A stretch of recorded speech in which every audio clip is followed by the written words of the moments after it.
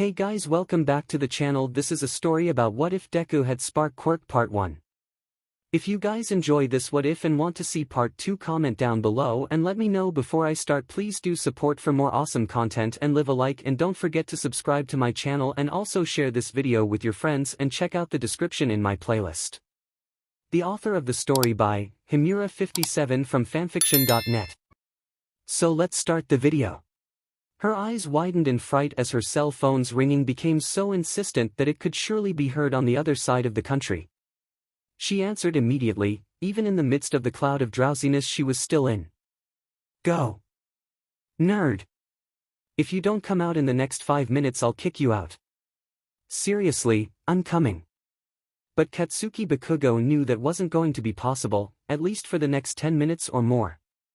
On the other end of the line, the sound of stumbling, things falling, and curses muffled perhaps by one or more blows could be heard while Izuku surely tried to change as quickly as possible. A slight smile began to appear on his face as he imagined the possible scene. He knew that nerd pretty well, in the same way as an open book. There was no need to see him to know that he had fallen asleep and would try to get out in a hurry. Yes, Izuku Midoriya was a disaster of a person, but somehow that was precisely what he liked most about the nerd, although perhaps that piece of information would take him to the grave. I swear if you make me late on the first day of school, nerd. I'm here. I'm here. Katsuki shook his head softly as he hung up the call and leaned against the wall in front of the freckled boy's apartment door, giving himself the privilege of losing himself in his thoughts while a new peaceful smile appeared on his face. If 3 years ago someone had told him that he would be outside the apartment of Izuku Midoriya, his childhood friend whom he had tormented day in and day out, he would have sent them flying with one of his most powerful explosions without a shred of doubt or regret. Furthermore, if that same someone had told him that they would overcome all their differences, that they would be friends again and even start dating together, like together as a couple in a loving relationship, and that because of that he would be able to wait for the green-haired boy no matter how long it took him to get ready, causing them to most likely be late to UA, not only would his face explode, but he would make sure that he would never see the light of day again. But things had changed. He wasn't the same as he was 3 years ago, much less the same as when they were just children. He wanted to believe that the changes had been for the better and that their first day as official boyfriends was the beginning of something really good. He was even working on controlling his bad temper, although he knew that was mostly due to the influence of Izuku himself and also because of everything they had experienced during the war. Here I am. Even seeing Izuku's smile had a warm, comforting effect on his heart. He still found it incredible that they both survived. They had collected countless scars all over their bodies. Scars that would never fade, but that was something he didn't care about. Even with the nerd's new hairstyle and the scar that ran across half of his face, he just looked perfect to him. Instinctively, the blonde brought his left hand to his freckled cheek, aware of his partner's proximity, as if he wanted to memorize every detail of the boy's features. As if he wanted to count each of the freckles that seemed to stand out with that appealing pink tint that was slowly beginning to appear on his face. Izuku, don't forget your lunch. DMN. I'm coming, Mom. Izuku muttered under his breath with a rueful smile in the blonde's direction before running back into his apartment like the hurried whirlwind that the freckled boy was. Katsuki rolled his eyes, his hands still tight and tickling from the absence of the warmth of the green-haired boy's skin. This idiot, how could I become his boyfriend? He said it in a tone of voice that might have sounded inappropriate to others, but it lacked all the resentment of previous years. Even the word idiot had sounded with a hint of affection that was unusual for the explosive blonde. Boyfriend, that word still sounded strange to him when referring to both of them. For years his only goal had always been to become the #1 hero after surpassing All Might. Something like love had never interested him, but Izuku had always been the great exception. He had always been able to see it when no one else did, but he had let himself be carried away by his pride on more than one occasion and had become so blinded that he had been able to hurt him again and again. He was afraid of everything he was capable of feeling for that little bastard, so he tried to push him away in the worst way. But that had changed when he discovered that Izuku had inherited All Might's power. Hatred had turned into resentment and at the same time into regret. He slowly understood everything Izuku had been capable of doing to make his own a power he had not been born with, in order to meet his mentor's expectations. He saw him suffer. He saw him break the bones in his body over and over again. He saw him fall. He saw him collapse. But at the same time he saw him get up again and again.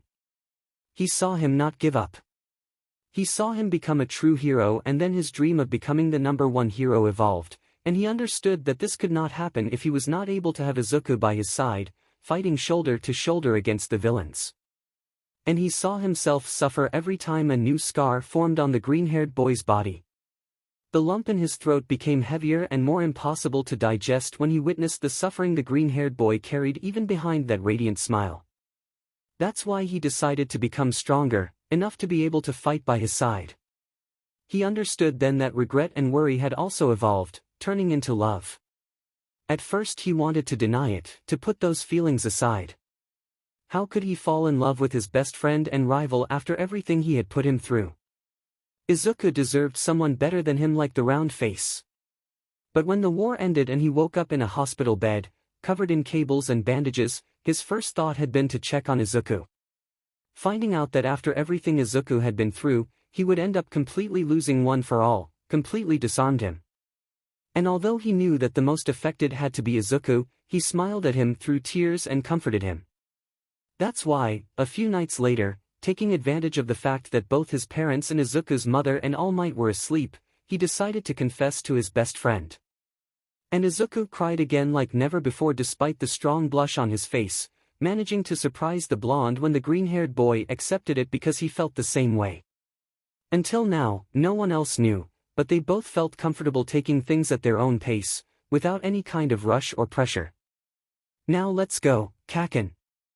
Katsuki's eyes fell on his boyfriend, assessing the walking disaster he was, disheveled hair showing that he hadn't had time to comb his hair or had simply forgotten, his uniform tie was not tied properly and his jacket was somewhat disheveled. He shook his head with a fleeting smile when he noticed that slight blush that he was already used to. His boyfriend was a complete lost cause, but even so, he wouldn't change it for anything. It was the first relationship for both of them, and for his part, he hoped it would be something that could last for a long time. He knew there were several things he still couldn't forgive himself for, especially telling his partner to jump off the school roof, but he was working on it. He was going to become someone worthy of Izuku. He was going to become, together with him, the greatest heroes in the entire F world. The blonde smiled sideways as he extended his hand to his partner. Boyfriend was a word he couldn't yet associate with the relationship they had because he still had to work on fixing each of the faults he had made in the past, but since his name was Katsuki Bakugo, he would get there. If Izuku wanted to be by his side, he would work to make him completely happy. Come on, nerd. Izuku looked at the blonde's hand with a wide smile and sparkling eyes, taking it without hesitation. Katsuki intertwined his fingers with the boy's to finally start walking. Yes, everything finally felt right and in its place. It is said that every sunset is unique and unrepeatable, and this one was no exception. That combination of shades of red, violet and orange evoked the fire at the exact moment it is dying out. The thick, pearly clouds were losing their warmth as the moon made its way out, extinguishing the sun, and the stars began to paint the canvas of a splendid stellar blanket. The fears and uncertainty of the day became ephemeral in that brief moment.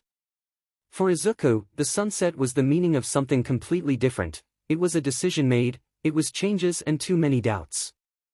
It was fear of the unknown and possible changes. But that idea had been hovering around his mind as the last days of classes at the academy approached. The biggest doubt was the one that gnawed at his heart the most. What if Kacchan didn't understand him and they lost what they had? It had cost them a lot to reach the stability they were building and to recover what they had lost. So here you were. What are you supposed to do? It's time for our consultation with Aizawa, nerd. Izuku jumped when he heard his partner. He hadn't noticed his presence. That was why he had gone out to the roof in the first place. The day of the tutoring had finally arrived and they had to talk about his decision about what he was going to do in the future. A talk that he first wanted to have with his boyfriend before the teacher, but that he had obviously been putting off. Yeah, about that, Izuku sighed as he slowly turned around in place to face the blonde with a small smile. I wanted to talk to you about it first. In fact, I should have done it a long time ago, but I didn't know how to do it. Or how you were going to take it, he finished to himself as he began to absent-mindedly play with his hands. Something that Bakugo knew, the green-haired boy did every time he was nervous. Katsuki raised his eyebrow in growing curiosity, walking calmly until he was leaning his back against the rooftop railing, next to his partner. And what is that? He asked calmly while his hand searched for the others to take it gently and interlace their fingers. The good thing about being on the roof was that there was no one else. The bad thing is that in theory they were not allowed to go up there unless they had permission from a teacher. That Izuku was breaking one of the most basic rules was already strange enough for the blonde to want to give him all the attention in the world. You know, you can talk to me about anything. I know, he smiled a little before sighing lightly, unsure of how to continue, but deciding not to beat around the bush and go straight to the main topic. The embers of One for All are about to disappear. He began after a brief moment while his emerald gaze fell on the clouds that at that moment were turning from an orange hue to an increasingly dark red. It was precisely those pearly tones that ended up calming him down. He smiled slightly as he felt his partner squeeze his hand. I've known this since the war ended. I was also always aware that this was only a borrowed power and that it would go away sooner or later. If you're careful, those embers could last a long time, like with All Might. Izuku shook his head and then rested his cheek on the other's shoulder with a calm expression. This is different. When facing Shigaraki, I not only lost the gifts of each of the former bearers of One for All, but I spent almost all of my remaining power on the last attack. Every day I can feel those embers slowly dying out. Maybe I can have them until the end of the course or a little longer with some luck. He extended his free hand in front of him as if with it he could see his power running through his veins and tried to retain it by closing his hand into a fist. And knowing that has caused an idea to start running through my head, although it hasn't been until now that I've fully decided. And I wanted to consult you, but I didn't want you to think that I wasn't aware of our promise or that something could change or, he fell when he felt the blonde's free hand on his mouth. You're starting to mutter nonsense, nerd. He mentioned as he stood in front of the boy with a calm expression, then slowly lowered his hand with a calm expression. Izuku smiled a little more at the blonde's gesture. Just say it, what have you decided? I've always wanted to be a hero since I was a child. Izuku paused to take a breath. Katsuki nodded since he had always known that since it was a dream they both shared. But it's obvious that without a quirk I won't be able to be one. Katsuki squeezed his hands again that were still gently joined together in support. And don't get me wrong, I don't feel bad about the choice I made because thanks to that we were able to save many lives and return the peace that everyone had lost. He continued, instantly worried that it sounded more like he was complaining, and that was definitely not the impression he wanted to give. What I mean is that most likely I won't be able to actively fight anymore, but perhaps I can help prepare future heroes by becoming a teacher here at UA. Katsuki was silent for a moment as he analyzed what his boyfriend had said and chose the right words to respond. If he had to be honest with himself, imagining the green-haired boy doing anything other than being a hero at his side had never crossed his mind, but Izuku had every right to decide what he wanted to do once One for All was completely extinguished. If that's what you want. If it makes you happy, you should go ahead with your idea. With his other hand he took the free one of his counterpart, sighing a little before smiling warmly at her. Everything was happening so fast that he was afraid that if he said something wrong, he would ruin everything. Besides, you won't know what will happen if you don't try. But, what about our promise to become the best heroes together? Well, Katsuki shrugged slightly. I'm not saying that the idea of being able to kick your butt in order to become the #1 hero isn't tempting. He mentioned with amusement and then dared to embrace Izuku's hands in an affectionate gesture, an action that the blonde did more and more frequently, as did Izuku's blushes. And make no mistake, it's not that Katsuki Bakugo had openly changed with everyone, but with Izuku he was simply born to be that way, which he described as natural.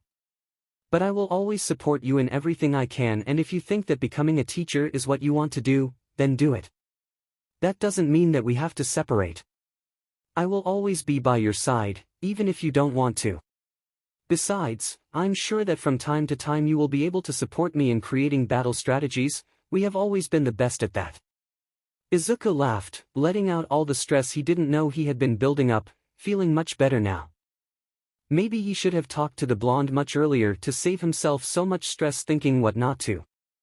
When Izuku looked at Katsuki, he smiled fondly at him. So that will be our new promise. Ha! I'll always be by your side, even if you don't want me to. Izuku mentioned with amusement, imitating his partner's voice and causing Katsuki to blush and let go of his boyfriend's hands, completely embarrassed. Shut up, idiot. Izuku laughed again without stopping when Katsuki took his hand again to drag him inside the building to finally attend the consultation. Come on, we'll be late, nerd. Yes, Kacchan. Izuku smiled wider as he let himself be carried away in that manner, noticing how the blonde's ears began to turn red as he moved forward. Yes, it's a new promise. Izuku's eyes widened in surprise at the blonde's confirmation. It had barely been a soft whisper, but that had been enough to make his heart start beating wildly as the last rays of the sunset faded away, leaving him the only witness to what had just happened between them. Izuku didn't mention anything else. It wasn't necessary. He just gently squeezed the blonde's hand in acceptance as the warmth of the sunset slowly spread throughout his being. For Izuku, it was the first time he had planned something like this and he was completely nervous. Since the day before, he had been going over his plan in his mind over and over again so as not to forget any detail. It had taken him a lot of work to remain neutral and not mention anything that could give him away.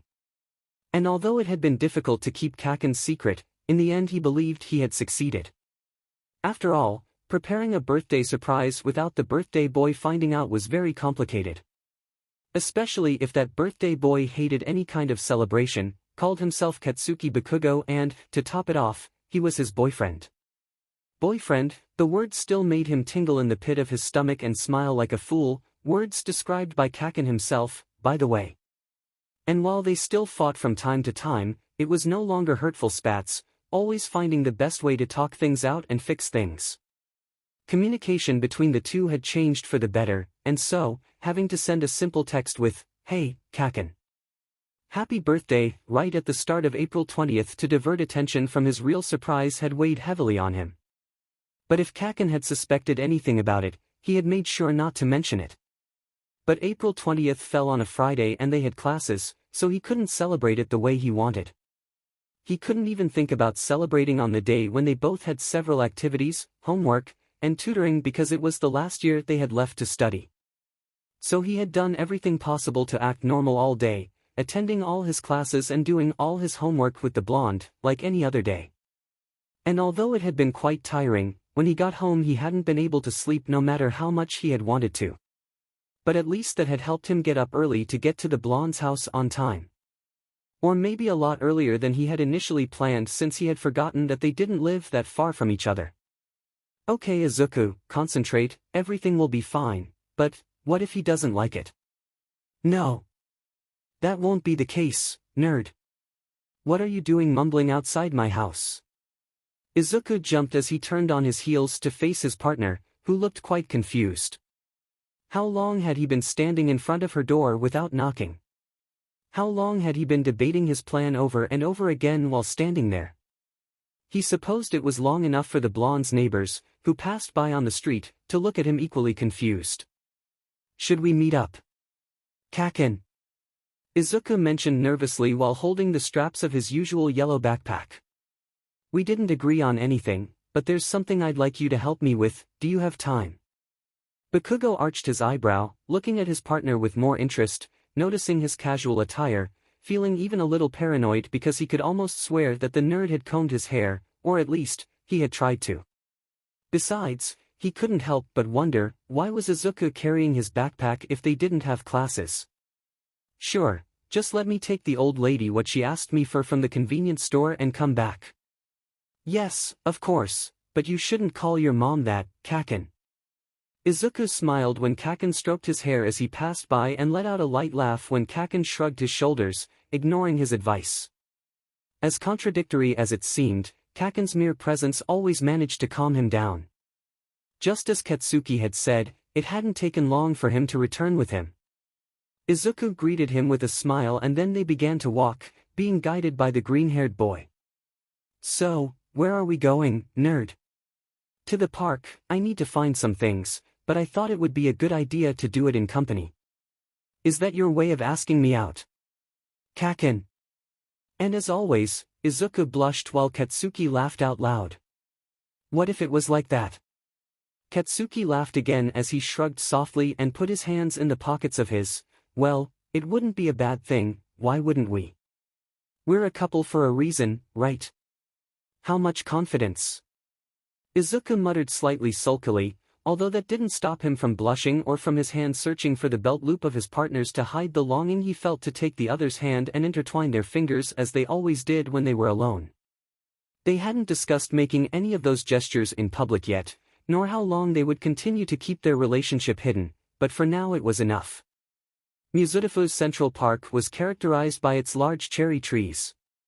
When spring came, they would bloom, leaving a natural blanket of pink petals under their shade that resembled a carpet.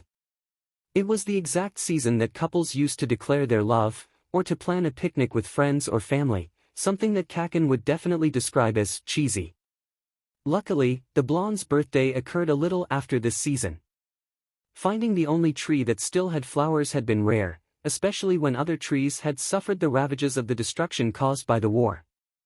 It was not the most leafy, but it was still appealing. In addition, what made it more perfect was that it was in an area far from the hustle and bustle of people, and although the park had also suffered considerable damage, finding that place had been a miracle. Izuku smiled at seeing the tree from his current position and taking the blonde's hand began to run. "Come on, Kacchan. What's the rush, nerd? We're almost there." Katsuki always found it surprising how happy and enthusiastic Izuku was without any problem. He found it comforting, especially when he knew that his partner had been the most affected by the battle against Shigaraki and All for One, the one who had sacrificed the most and the one who had lost the most. Although there had been many advances, the city was still being rebuilt, but Izuku seemed to be the same nerd as always. "Done." Izuku smiled at him, letting go of his hand so the blonde could see the place for himself. "Is this where it is?" Confusion took hold of Katsuki because according to him there was nothing relevant in that area. "Yes, Kacchan, here, and what are you supposed to find in this place?" Izuku remained silent, undecided on how to continue. What if Kacchan really didn't like it? After all, ever since he met him, he had never shown any interest in celebrating his birthday. "Izuku." Katsuki began to worry about the freckled boy's silence, not understanding what all this was due to. But after a sigh, Izuku reacted and looked at his partner with a slight smile. Do you think you can keep your eyes closed for a few minutes?" "Huh? Why?" "Just, trust me, okay?" Katsuki raised his eyebrow again, a little more curious about that request and the general attitude his partner was having. However, he still nodded slowly while closing his eyes. Izuku smiled. Katsuki might seem like a tough guy most of the time, but at the same time he could be quite kind too. Coming out of his daydream, he took off his backpack and opened it. From inside he took out a blanket that he laid out on the grass. He then took out the 2 bentos he had prepared, 2 thermoses with tea and a small cake that he had decorated with the phrase, "Happy Birthday, Kacchan," leaving everything properly arranged on the blanket. He knew that Kacchan didn't like sweet things, so he had asked Sato for help to make a dessert that wasn't cloying. He just hoped it would taste good since it had been his first time baking. When he finished arranging everything, he smiled with satisfaction. If her boyfriend didn't end up liking the surprise, at least they could spend some time together. Or so she hoped. She turned around to see her partner, who still had his eyes closed just like she had promised. She smiled without being able to help it. They hadn't been dating for very long since they had confessed, and although things between them hadn't changed too much regarding their routines, she hoped they could stay together, sharing and making more and more memories. However, there was one thing she had been wanting to do for a long time, but she hadn't dared to do it, and she hadn't mentioned it to the blonde either because she was afraid of the way he might react. She slowly approached her partner while lightly biting his lower lip. Happy birthday, Kacchan. He whispered softly, and before giving the blonde the chance to speak, gathering his courage, Izuku stretched a little using the tips of his toes, in order to place his lips on the others in a soft touch that caused an electric current that ran through both of their bodies. Katsuki opened his eyes completely in surprise, but after a second he didn't hesitate to take the freckled boy's face in his hands to maintain contact between their lips for longer. That was the first embrace they shared, and he would definitely remember it forever. My birthday was yesterday, nerd. The blonde mentioned in a soft whisper on the other's lips without moving away even an inch from the green-haired boy, his fingers caressing the other's cheeks with affection and then daring to surround the boy's waist to attract him closer. I know you don't like celebrations, but I thought that this is the first time, well.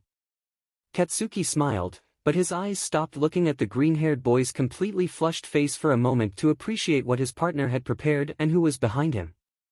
He had never really liked celebrations, that's why he rarely revealed when his birthday was, but, having the freckled boy in his arms, seeing all the effort he had put into preparing that surprise for him, he simply couldn't think of anything better. Don't murmur so much, Deku. He finally said with a sideways smile as he looked fondly at the green-haired boy. Hell, this is the best birthday of my entire life. Izuku laughed softly, however, his laughter was overshadowed when Katsuki again shortened the distance between their faces to embrace him again, now with more confidence. If all his future birthdays were going to be like this, he would never complain about someone celebrating something again. Imbecile. Stupid. I told you to be careful, but you never listened to me. The frustration in Bakugo's tone of voice was so palpable that anyone could tell. However, the annoyance he felt had nothing to do with the delicacy and care with which his hands tended to the freckled boy's most serious wounds. To increase the blonde's anxiety level, he was unconscious. This was supposed to be a simple, unimportant mission. They just had to help remove the rubble from the western residential area so that the reconstruction of the buildings could begin. Katsuki didn't know at what point that simple mission had turned into a rescue mission, ending with Deku mortally wounded, and both of them buried under rubble in a building so unstable that it would end up collapsing completely at any moment. He couldn't even use his quirk because he wasn't sure if there were more people in other areas, and he didn't want to cause another worse collapse either. Dynamite. Dynamite. Do you copy? A blanket of relief washed over Katsuki as he recognized his teacher's voice through his intercom. He had been trying to communicate ever since he had woken up in the darkness after the collapse had occurred, but he had only been able to hear static. His next priority had been to keep Deku alive while the little girl Deku had run to save continued to cry. He felt so helpless as his shaking hands insisted on putting pressure on a wound that refused to stop bleeding. Professor. We need support. Deku is seriously injured, it's impossible to get out with my quirk because it could cause another collapse. The building is very unstable and we have an underage civilian protected. Give me your location, help will go immediately. In the western part of the residential area. Hurry up, Deku is losing a lot of blood, hold on, we're on our way, over and out. A sigh left his lips, slightly undoing the lump that had been forming in his throat due to the desperation of seeing Deku in such a bad state and unconscious. All the possible worst scenarios went through his head as if it were some kind of horror movie projection, one much worse than the last. But they just had to wait a little longer, he couldn't let himself get carried away by panic. Katsuki Bakugo never lost control of his emotions, at least that had been the case until before the green-haired boy became someone so special in his life. They would do it, they had to do it. The simple fact of imagining a world where Deku wasn't there seemed impossible and suffocating to him. As a distraction, he turned his gaze towards the girl who had finally fallen silent and was now dozing in a fetal position next to him on the dusty floor. Everything will be okay. He repeated it to himself again in an attempt to focus on what mattered most, Deku surviving. He had already used everything he had brought with him to give first aid to his partner, he had bandaged his head and treated the deep cut on his forehead. He was sure that he would wake up with a bruise, but he couldn't be sure of that until someone else evaluated him. But what worried him most was the wound he had in his abdomen where a rod was sticking out that he hadn't dared to remove to avoid causing more damage to the freckled boy. But the rod must have cut some important area because the bleeding didn't stop no matter how much pressure he exerted, and that was precisely what had him so unhinged. Kacchan. The green-haired boy's eyes slowly opened for the first time since the building had collapsed. His whole body ached, and although he had the feeling that he couldn't move yet, he tried, regretting it instantly when a lash of pain ran through his entire body, leaving him even more dazed. If possible. 𝗵𝗃𝗵𝗃 came out of his mouth, followed by a dry cough that ended on his blood-stained lips, worrying the blonde even more. Idiot. Don't try to move, do you want to die?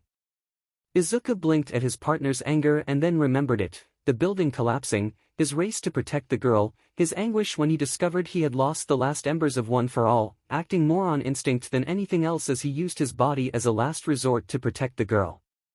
Then he had only felt immense pain and had let the darkness take him away, although he was almost certain that he had managed to hear Kacchan's desperate cry before losing consciousness.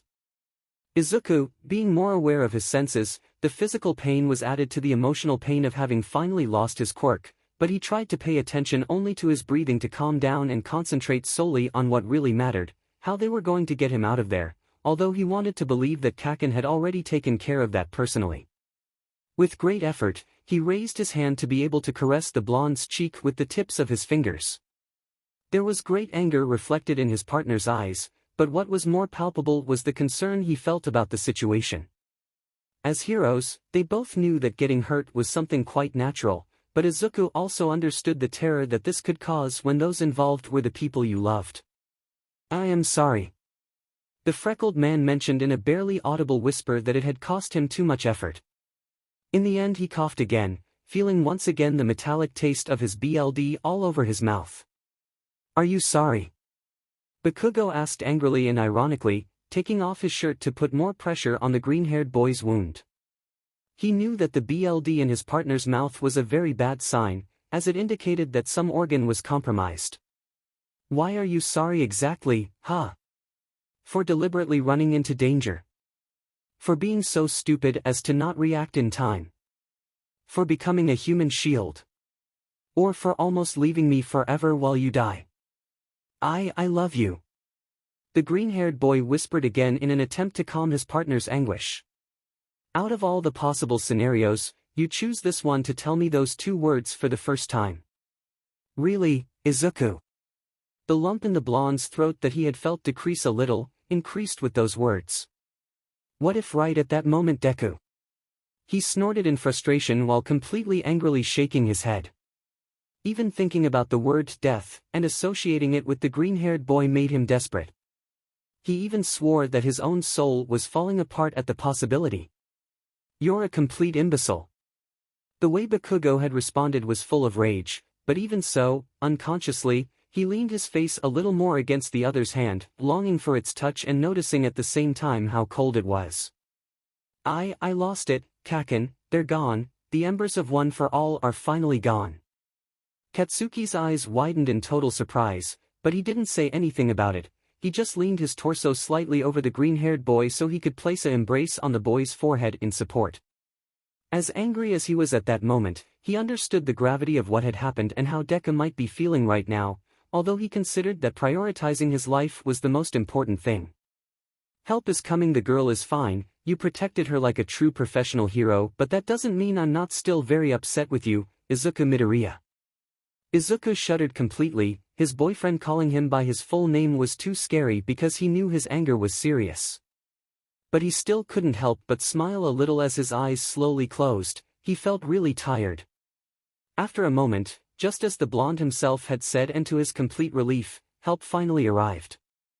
The next time Izuku was conscious again, he found himself in a hospital room. Kacchan's scolding had been joined by those of his mother, Professor Aizawa, and even All Might.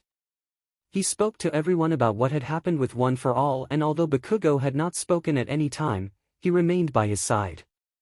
He confirmed his choice to want to be part of the UA teaching staff so that he could have the possibility of instructing new heroes and guiding them on their journey. They all ended up accepting the freckled boy's decision, but he had not shared with them the deep sadness he felt at having to abandon the dream he had had since he was a child. Bakugo watched carefully as the green-haired boy spoke, and although he looked at his boyfriend's smile as normal as always, he could also appreciate the suffering hidden behind his eyes. Katsuki was with him every day he spent in the hospital, telling him everything they did in class, bringing him his notes and homework to keep him busy. His friends, upon learning what had happened, also visited him, but he didn't mention anything to any of them about the loss of 𝗏𝗏 because he still didn't feel ready for it. Professor Aizawa had told him that there was no need to change courses since after all the year was almost over and Izuku accepted. On the last day of Izuku's stay at the hospital, he felt tired, confused and sad in equal parts, but more focused on what he had to do from that moment on. While he waited for his mother to return with the discharge, he had been distracted by looking outside the room through the window, but he wasn't really paying attention to what was happening outside. "Nerd, are we going?" Izuku turned around in surprise as he unconsciously brought his hands to the place where the new scar that now appeared on his body was located, and that was a reminder of that mission that had become the last. "And my mom. I told him he could go and rest and I would walk you home. After all, it must be exhausting having a son as troublesome as you, don't you think?" "Kacchan." A cocky smile appeared on the blonde's face as he extended his free hand towards the freckled boy. In the other hand he carried his partner's suitcase with all the calm in the world. "Shall we go?" Katsuki asked his boyfriend again, calmer now that the green-haired boy's life was no longer in potential danger. Izuku laughed heartily, but nodded as he took the other's hand. He didn't know if he was making the right decisions to direct the course of his life, but as long as that hand kept reaching out to him, he would continue to take it without hesitation. A fair. Izuku looked confused about where the location Katsuki had sent him had taken him. He reread the message over and over again as if he could find something different that would indicate that he had made a mistake. He had also checked the location at least 3 times and there was no doubt that he had arrived at the right place. It's not like there was much chance of failure because the message was short and concise, like all the messages the blonde usually sent him. "Kacchan, go to the next location tomorrow at 12 p.m. And he had only attached the map of the place. Still confused and with no trace of his boyfriend anywhere, he decided to send him a message. "I'm here, where are you? Kacchan, enter the fair and walk 1 meter, then turn right, continue walking until you see me." "Me, why so mysterious, Kacchan?" "Kacchan, just come, Deku. Quickly." Izuku snorted, half frustrated and half amused by the answer the blonde had given him, but he listened to him anyway. Knowing the strong temperament his boyfriend possessed, it was always best to heed his words. Later he would have time to clarify all his doubts. In a way, he was surprised that after a war that had caused so much disaster, the city was rebuilding so quickly. Although there were still areas that needed more attention than others, the fact that both heroes and civilians were collaborating in the reconstruction process seemed like a huge step forward. All of this made the absence of 𝗏𝗏 worth everything in the world. The existence of this fair meant that people continued to heal and wanted to move forward. "Deku. If you keep walking, you'll leave the fair." Izuku reacted by jumping slightly as his partner's scream had literally torn him from his thoughts very abruptly. "Kacchan." He finally answered when she turned to look at him and then retraced the steps he had taken to be in front of his partner. "I've already told you that one day you'll get lost if you keep walking while you're lost in the clouds, you idiot." Katsuki sighed softly as he approached the freckled boy to hand him a sweet crepe while he held another one, but salty and very spicy. "Thank you," he whispered a little bewildered, looking at the crepe in his hand and then at his boyfriend. It took him a while to process what was happening until his brain clicked, causing his cheeks to blush hopelessly. How had Kacchan found out that particular piece of information? He had only said it on one occasion and the circumstances hadn't been the best. Is this a date?" Katsuki looked away without answering anything, but the fact that the tips of his ears had turned red said more than 1,000 words. Besides, he was definitely sure that he had heard the blonde whisper something that had sounded like, "Because he's your ideal date." "Just walk, nerd." And without giving the freckled boy a chance to respond, he took his hand, leading him through the fair. Izuku laughed softly for a moment. It was precisely those details that made his heart race, a warmth running through him completely and assuring him that what they had was the right thing. They continued walking, talking and eating. Izuku was surprised when Katsuki wanted to participate in a target shooting game, but he celebrated with joy when he won and blushed again when the blonde gave him his prize, a stuffed animal in the shape of All Might in the Golden Age outfit. Now, where are we going, Kacchan? There. Izuku followed with his gaze the path indicated by his boyfriend's finger, being surprised again to discover his destination. The Ferris wheel. The freckled man asked, totally confused. The Ferris wheel. The blonde confirmed, and again without waiting for the green-haired boy's answer, he took his boyfriend's free hand to guide him to the Ferris wheel. Izuku felt happy after a long time. He was even forgetting the desolation he felt since he had lost one for all and was completely willing to do everything in his power to enjoy whatever happened that day with the person he liked the most. You can see everything from here, Kacchan. That's obvious, nerd. We're right at the top. Izuku laughed, but Katsuki noticed the nostalgia in the green eyes that he had had to get used to lately. Until now, he had respected Izuku's decision not to mention anything about the loss of One for All and had helped him hide the information from his friends whenever they went on a mission. But he was still the person who knew him best, and he knew that abandoning his dream had hurt him deeply, even though he still showed his smile to everyone. Izuku, let's live together. Ha! Izuku turned around to look at him in surprise. Of all the things that had happened over the course of the day, this was definitely something he hadn't expected. His cheeks flushed even more as he opened and closed his mouth, but wasn't able to make a sound. Let's live together after we graduate, nerd. I honestly don't want us to break up. I know I made your life miserable in the past for many years. There are still things I said and did that I can't forgive myself for, but ever since your last accident where you almost died again, no, even since before the war I can't think of being in a place where you're not. Very few things scare me, but losing you is the main one.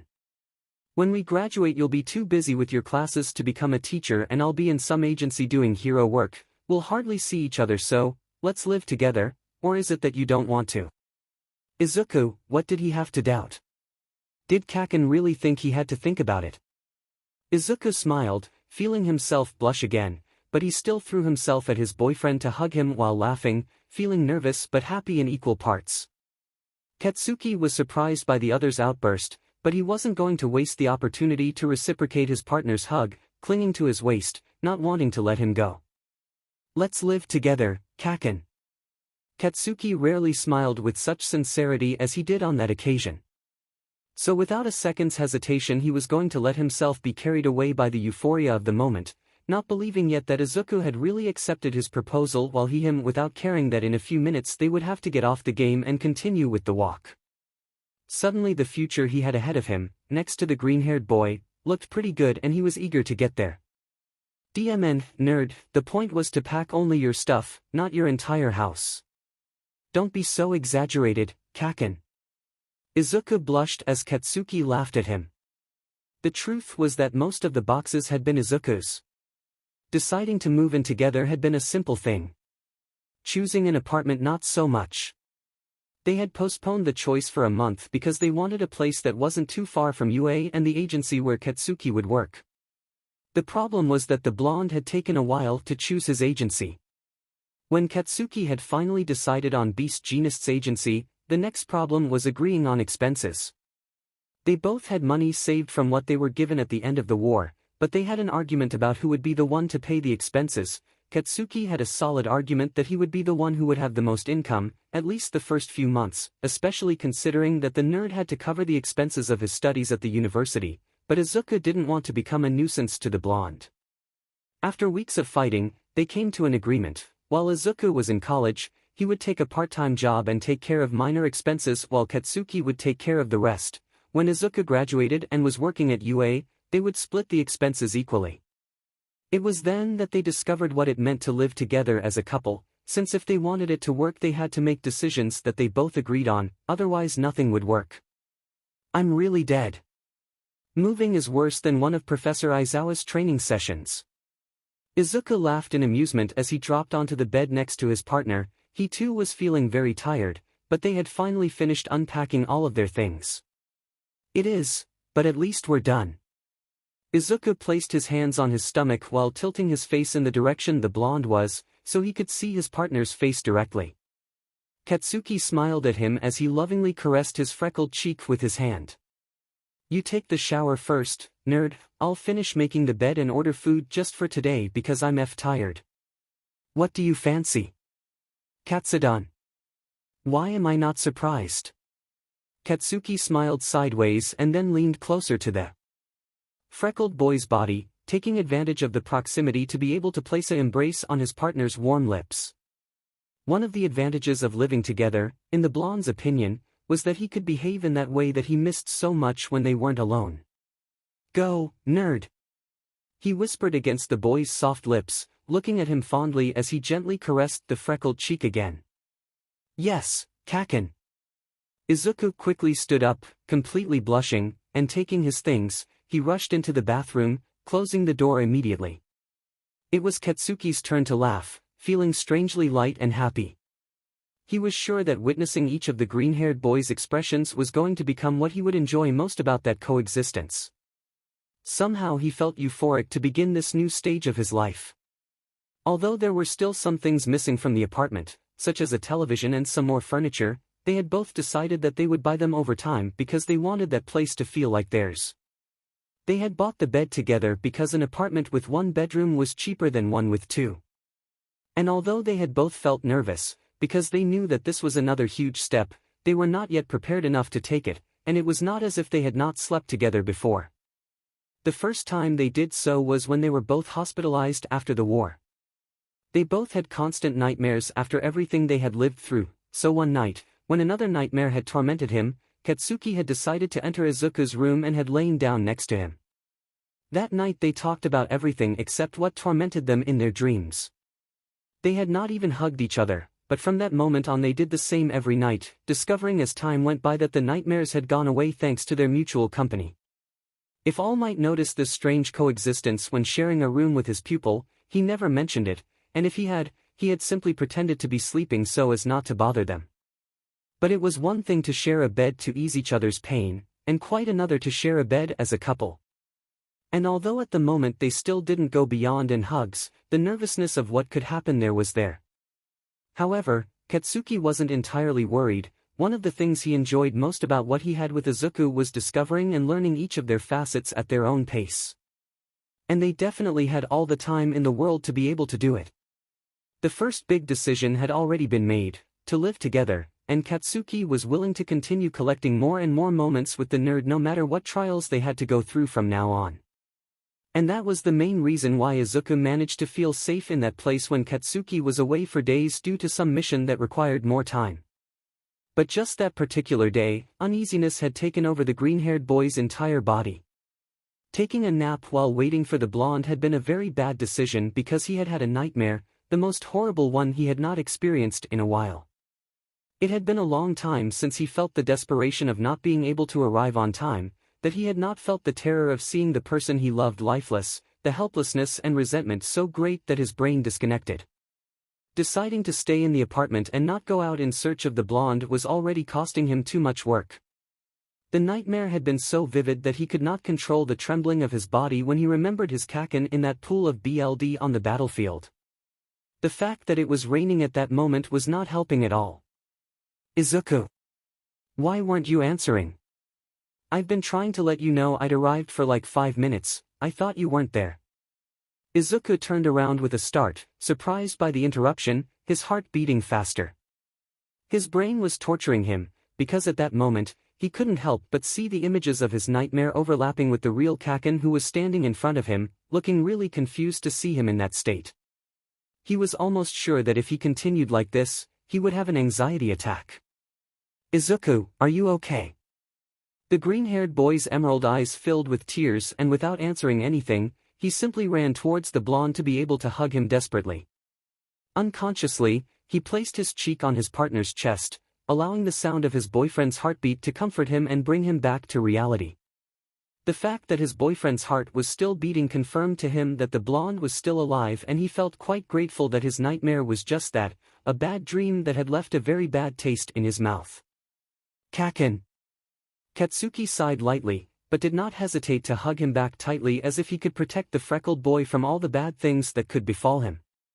The blonde lowered his face so that his lips were at the height of the other's ear. Whatever is wrong, you don't have to worry about it anymore. I'm here by your side and everything is fine. You know that, right? I know. Izuku nodded heartily, allowing the sound of his partner's voice to invade his senses and end up calming him down. Katsuki could get an idea of what had happened. He had witnessed Izuku's panic attacks while they were hospitalized after the war. Perhaps on the outside he always smiled at others and said he was fine to avoid worrying everyone, but when they were alone he gave free rein to his deepest fears. Participating in a war was said to be easy, but witnessing most of the atrocious acts that had occurred as a result was much more complicated, and although they had come to a silent agreement not to inquire into what they both relived in their nightmares, they had learned to bear them together. Katsuki knew perfectly well that it was one of those bad days, even though he didn't know what the trigger was that had triggered his partner's current mood. What worried the blonde quite a bit was that Izuku hadn't had an episode that put him in such a bad state for quite some time. Let's go to bed, Zuzu, you need to rest, you have early classes tomorrow, right? He mentioned in a whisper just like before while he lovingly held the freckled boy's waist against his body. Izuku blinked for a moment, bewildered. Those words had been the precise trigger to free him from the fog of uncertainty he was trapped in. A noticeable blush took over his cheeks as he became aware of that nickname he had never heard before. Zuzu. It was Katsuki's turn to be embarrassed, so, taking advantage of the position, he rested his chin on the freckled boy's shoulder in an attempt to hide his blushing face from his partner, tightening the hug. Izuku didn't say anything, but if he tried strong to look at him out of the corner of his eye, he could see the tips of the blonde's red ears. Smiling fondly was inevitable for the green-haired boy. Katsuki had been thinking about that nickname for a while, but since it had seemed too cheesy, he had refrained from calling the green-haired boy that way. But witnessing the nerd's vulnerability once again, he had practically not realized he had said it until the green-haired boy asked him. If you say he's cute, I'll kill you, nerd. Izuku laughed softly at his boyfriend's outburst, slowly forgetting the bad time the nightmare had caused him. He didn't say anything, but he took advantage of the proximity to be able to gently caress the blonde's back in an attempt to get him out of his improvised hiding place. Kacchan, look at me. No, Kacchan. I'm not looking at you, Deku. Izuku laughed again a little and then leaned his face towards the blonde's cheek so he could caress it with the tip of his nose in an affectionate gesture. Look at me, Suki. Izuku whispered softly in his partner's ear, causing a shudder to run through Katsuki's entire body and causing him to apply a little more pressure on the green-haired boy's waist. That sounds cloying, nerd. But you didn't say you didn't like it, Suki. Izuku laughed softly one last time before feeling a light bite on his neck from the blonde as a reprimand. Very funny, isn't it, idiot? Before the green-haired boy could respond, the blonde lifted the boy's body, holding him by the waist and then placing him over his shoulder as if he were a sack of potatoes. In this way he also prevented the green-haired boy from seeing his noticeable blush since he had made sure that the green-haired boy's head was hanging over his back. Kacchan. What are you doing? Katsuki smiled in amusement, not answering immediately, but instead walked that way, feeling the slaps his boyfriend made in a vague attempt to free himself. Upon reaching the room, he threw Izuku onto the bed they shared and then placed himself on top of him, but without putting all his weight on him as he supported himself with his hands. Izuku blushed at having the blonde so close, feeling intoxicated by his essence. If you say that to me in front of the extras, I'll blow your head off, Zuzu. Izuku blushed again at his boyfriend's request. Others would be worried about receiving some threat from the great Katsuki Bakugo, but the warmth of those ruby-colored eyes and the affectionate tone with which he had spoken had only caused the green-haired boy's heart to race frantically and excitedly. And when we are alone? Izuku asked as he placed his hands on the blonde's hips. A sideways smile appeared on Katsuki's lips as he lowered his face towards the freckled boy's. Well, he whispered, the other's forehead.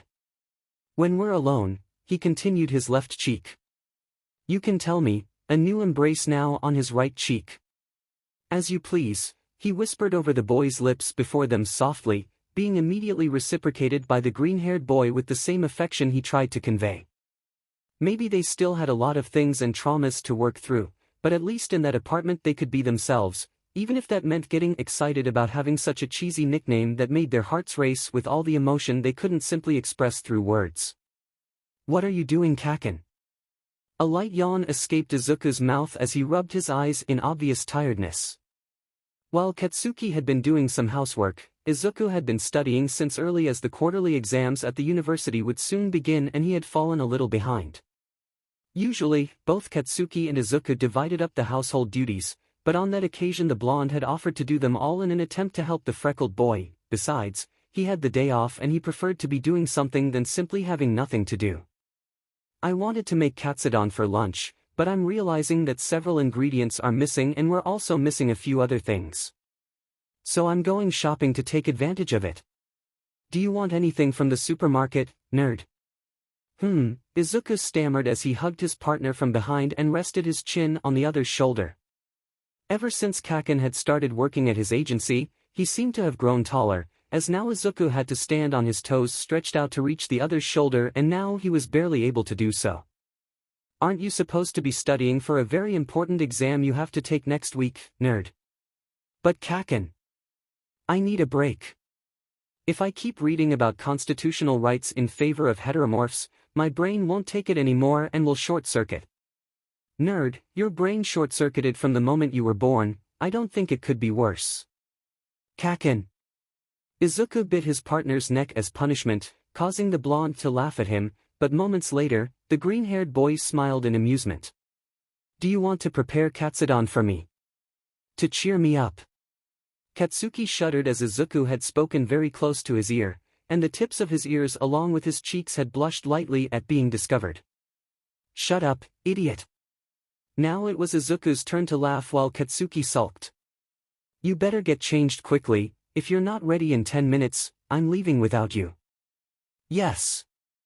Izuku laughed again as he ran off to his room. Katsuki always told him that, but he always ended up expecting it. The walk to the nearest supermarket was actually short.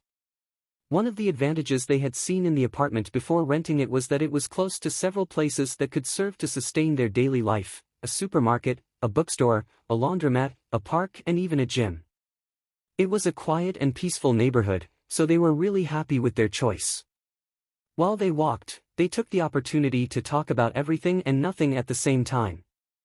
At first glance, they gave the image of just being a couple of friends chatting animatedly, but if someone was very attentive, they could notice that with each step they took, their hands lightly touched each other. "Let's take this too, Kacchan." Katsuki raised his eyebrows slightly as he read the contents of the box that Izuku had practically shoved directly in his face. "Extra chocolate chocolates. Seriously, nerd? Do you want to get fat?" Izuku blushed strong and then snatched the box from the slightly sulking blonde. Fatty.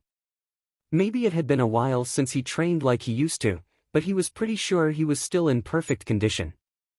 "I wasn't planning on eating them all in one sitting, Kacchan," he mentioned, putting the box back in its place perhaps with a little more force than necessary since the corners of it were slightly dented.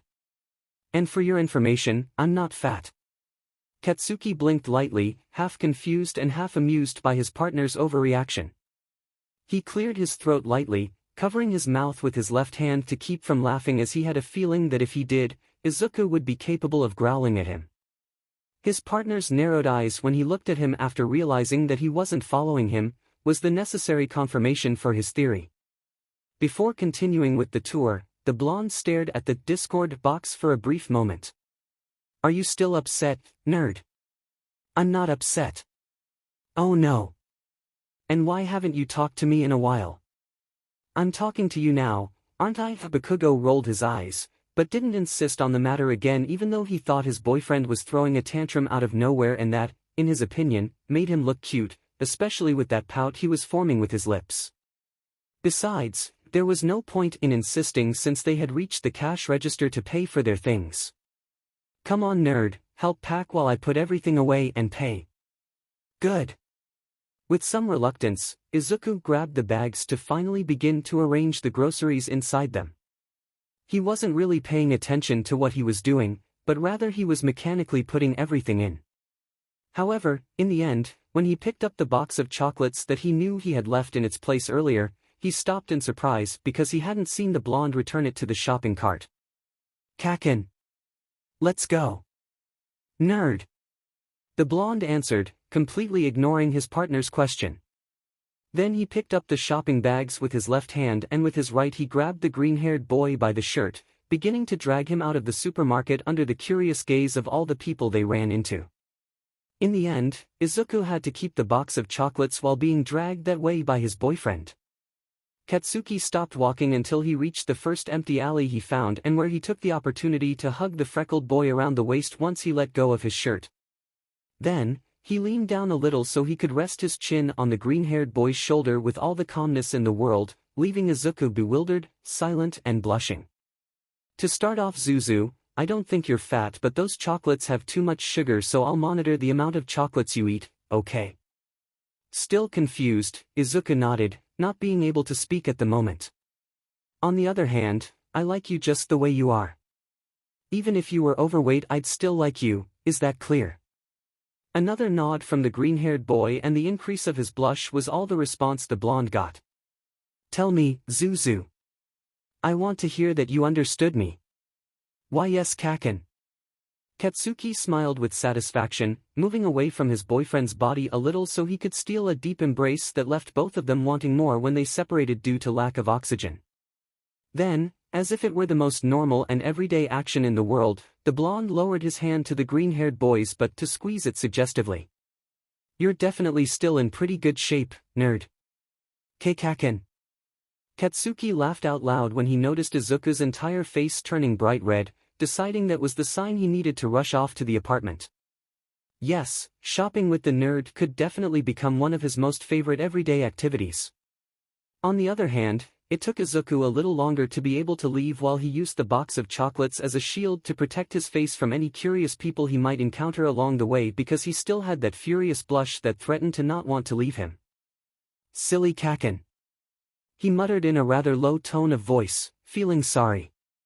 Now he would have to start studying about the constitutional rights of heteromorphs again for two main reasons. He had already forgotten everything he had learned.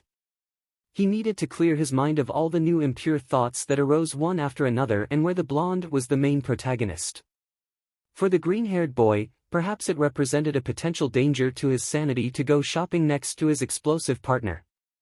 "What are you wasting your time on now, you piece of shit?" Kirishima jumped slightly in fear. The redhead had been so engrossed in reading the article on his phone that he hadn't noticed his friend's presence, and he smiled at him after a moment. He still hadn't gotten used to his explosive friend's presence at 𝗵𝗃𝗃𝗃's agency, but since they were currently collaborating with 𝗵𝗃𝗃𝗃's agency on a drag trafficking case, Katsuki was temporarily at the redhead's agency. "Baku bro.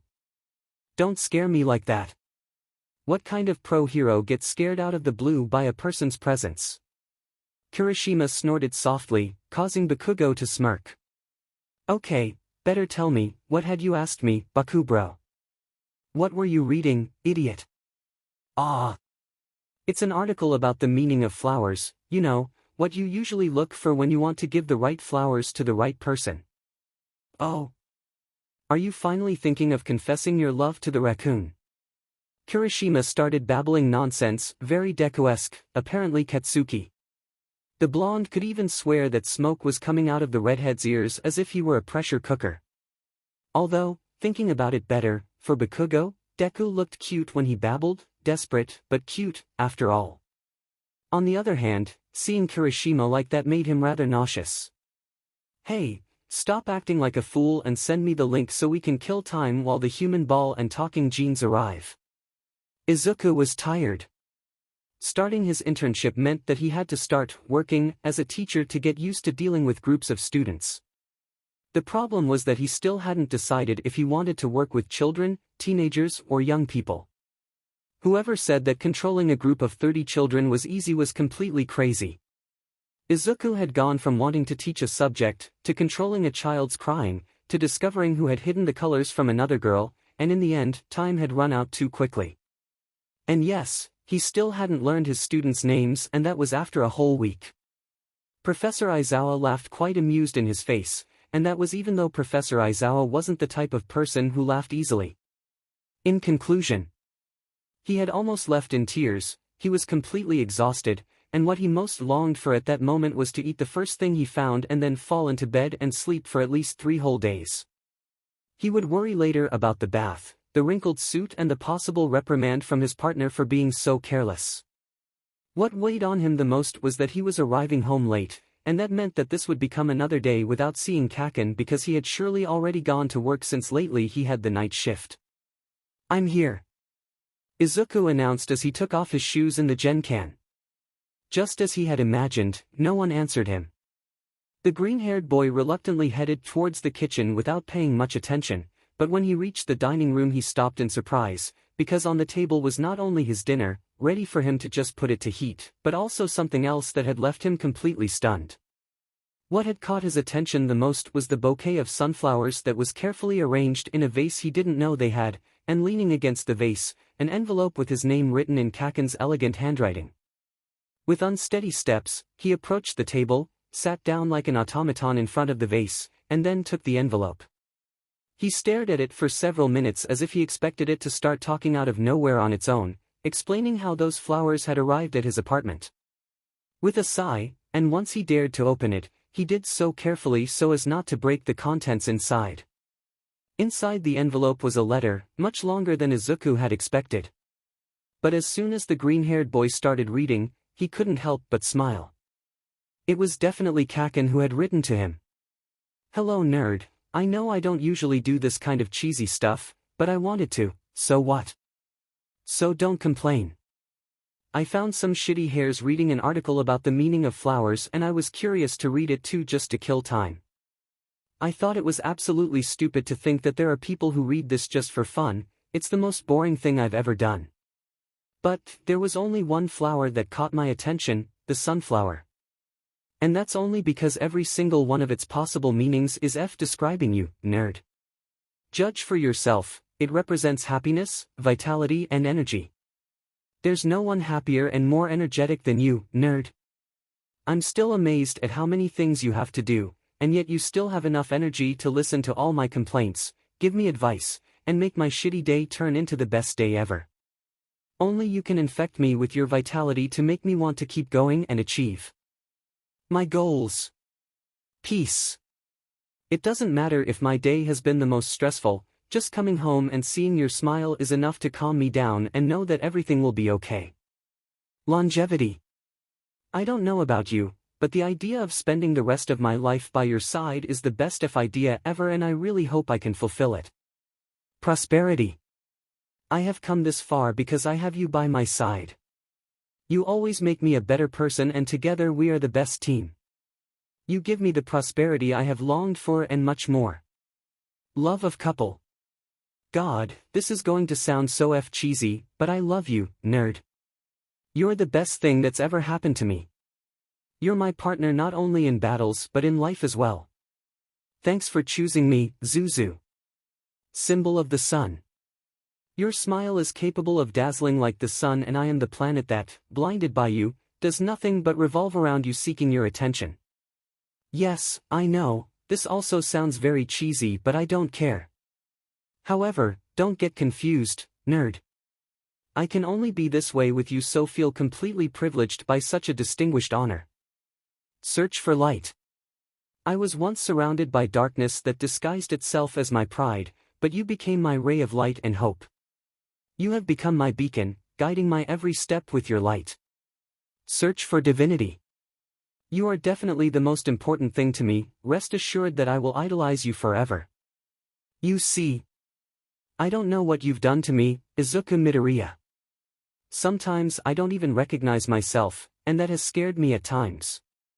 But at the same time, I wouldn't change anything we've been through together and what I feel for you. I don't actually know if you like flowers, much less sunflowers, but I hope you really like them. Always yours, Suki. PS1. Don't even think about eating your dinner cold, nerd, have the decency to heat it up and eat it properly. Also, don't sleep with your clothes on, then you'll complain that you can't get the wrinkles or dried drool marks out of them. PS2. I think Shitty Hair wants to finally confess his love to Raccoon Eyes. I'll find out and tell you later. Izuku laughed as he shed a few tears. He then stretched a little so he could smell the sunflowers while holding the letter to his chest. He didn't even know he liked sunflowers until that very moment. He could definitely get used to the cheesy, gossipy Kacchan. As she ate the food that Kacchan had prepared for her, previously warmed up, she couldn't help but smile. Her day had started very badly, but Katsuki had taken care of erasing her despair and returning her happiness. Yes, from that day on, sunflowers became her favorite flowers, especially if Kacchan gave them to her. There were times when Izuku's hero instinct would respond even before he realized it himself, even though he no longer possessed a quirk. That's why, just as he heard a child crying, his feet moved without thinking until he could find him. It was a boy between 6 and 7 years old, who had apparently fallen and was on his knees, with his small hands rubbing his eyes in an attempt to hold back his tears. After checking that there was no one else in the park who could help the little boy, he decided to approach cautiously so as not to scare him. When the boy noticed the green-haired boy's presence, he stared at him with his teary eyes and hiccuping constantly. Izuku smiled tenderly at him in an attempt to convey confidence, while he crouched down to be at his height. "Hello little one, what is your name?" "Hiroshi." "Hiroshi, that's a nice name." Izuku smiled a little wider. Suddenly the boy looked mortified, as if he had done something wrong. "Mommy told me not to talk to strangers," he said, undecided, not knowing whether he should walk away or stay. Izuku laughed softly as he nodded slowly. "Your mommy is very smart and she's absolutely right, so I'll introduce myself." The freckled boy continued as he pointed to himself. "My name is Izuku and I live nearby, in an apartment in the buildings over there." He answered calmly as he pointed with his finger at the set of apartment buildings that could be perfectly seen from where they were. The little boy thought about it for a bit as he looked in the direction Izuku had given him, smiling a little and feeling calmer. "Hello, Izuku." Izuku gently stroked the little boy's hair in a loving gesture. "Hello, Hiroshi, and where is your mommy?" "I don't know. I was playing hide and seek and I didn't see her anymore." Hiroshi threatened to cry again, feeling lonely, but Izuku caressed his nose, trying to get his attention. "Oh, don't worry, if you want I can stay with you until your mommy comes back." Izuku smiled, holding out his hand to the little boy. "How about we wait for her sitting on that bench?" The green-haired boy suggested, pointing to the nearest bench. "Also, that scrape seems to hurt a lot, I can heal it for you." "Well." The little boy accepted Izuku's hand and they both walked to the bench, being careful not to hurt the boy anymore. When they got there, Izuku helped the little boy sit down and then knelt in front of him so he could carefully clean his knee. When he finished, he placed a bandage with All Might's shield on it. "Done. You were very brave, Hiroshi, so you won a prize." From inside his backpack, the green-haired boy took out a candy lollipop that he then gave to the boy. That was one of the advantages of having students who always gave him things. Then he sat down next to him. "Do you always carry sweets with you?" "Yeah, something like that." Izuku laughed softly at the boy's question. Then he let the boy, now calmer and more animated, tell him his stories and likes. Izuku looked at him in wonder. Somehow he was always captivated by the innocence of children, so contagious and transparent that he always wanted to protect them. Well, at least until several of them got together and began to plan misdeeds that he later had to watch from afar so that they did not get out of control. When that happened, he always came home exhausted. After a few minutes in which Hiroshi explained in great detail what the television series he liked the most was about, the little boy's mother arrived, but she did not do so alone, but rather she did so with someone very special and well known to Izuku. "Dynamite and Mom," the little boy mentioned excitedly with a huge smile. "Hiroshi," the mother exclaimed at the same time as she ran towards her son to finally hug him before the surprised gaze of the two remaining adults. "Kacchan," the green-haired boy asked confused. "I am the great god of explosions, Dynamite, Deku." Izuku blushed lightly at the correction and even more so when he noticed his boyfriend's arrogant smile. "So you are the hero Deku?" Izuku's cheeks blushed a little more at the recognition and emotion that the boy showed in his gaze. He smiled with a little nostalgia. He had come to think that since he had retired, no one would be able to remember him anymore. Yeah.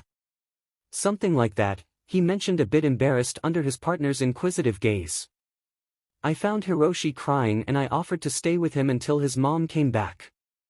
He answered to the blonde's silent question while he ruffled the hair on the back of his neck nervously. Dynamite and Deku are the best. Can I take a picture with you?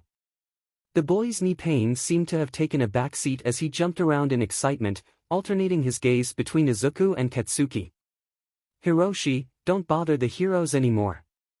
The boy's mother immediately exclaimed, mortified that her son was being too reckless.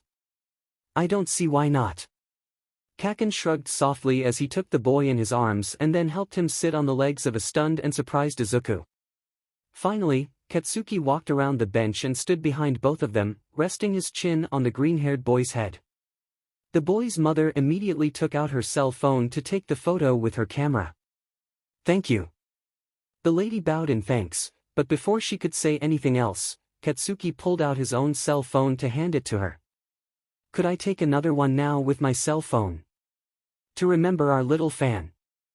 Several things happened at once.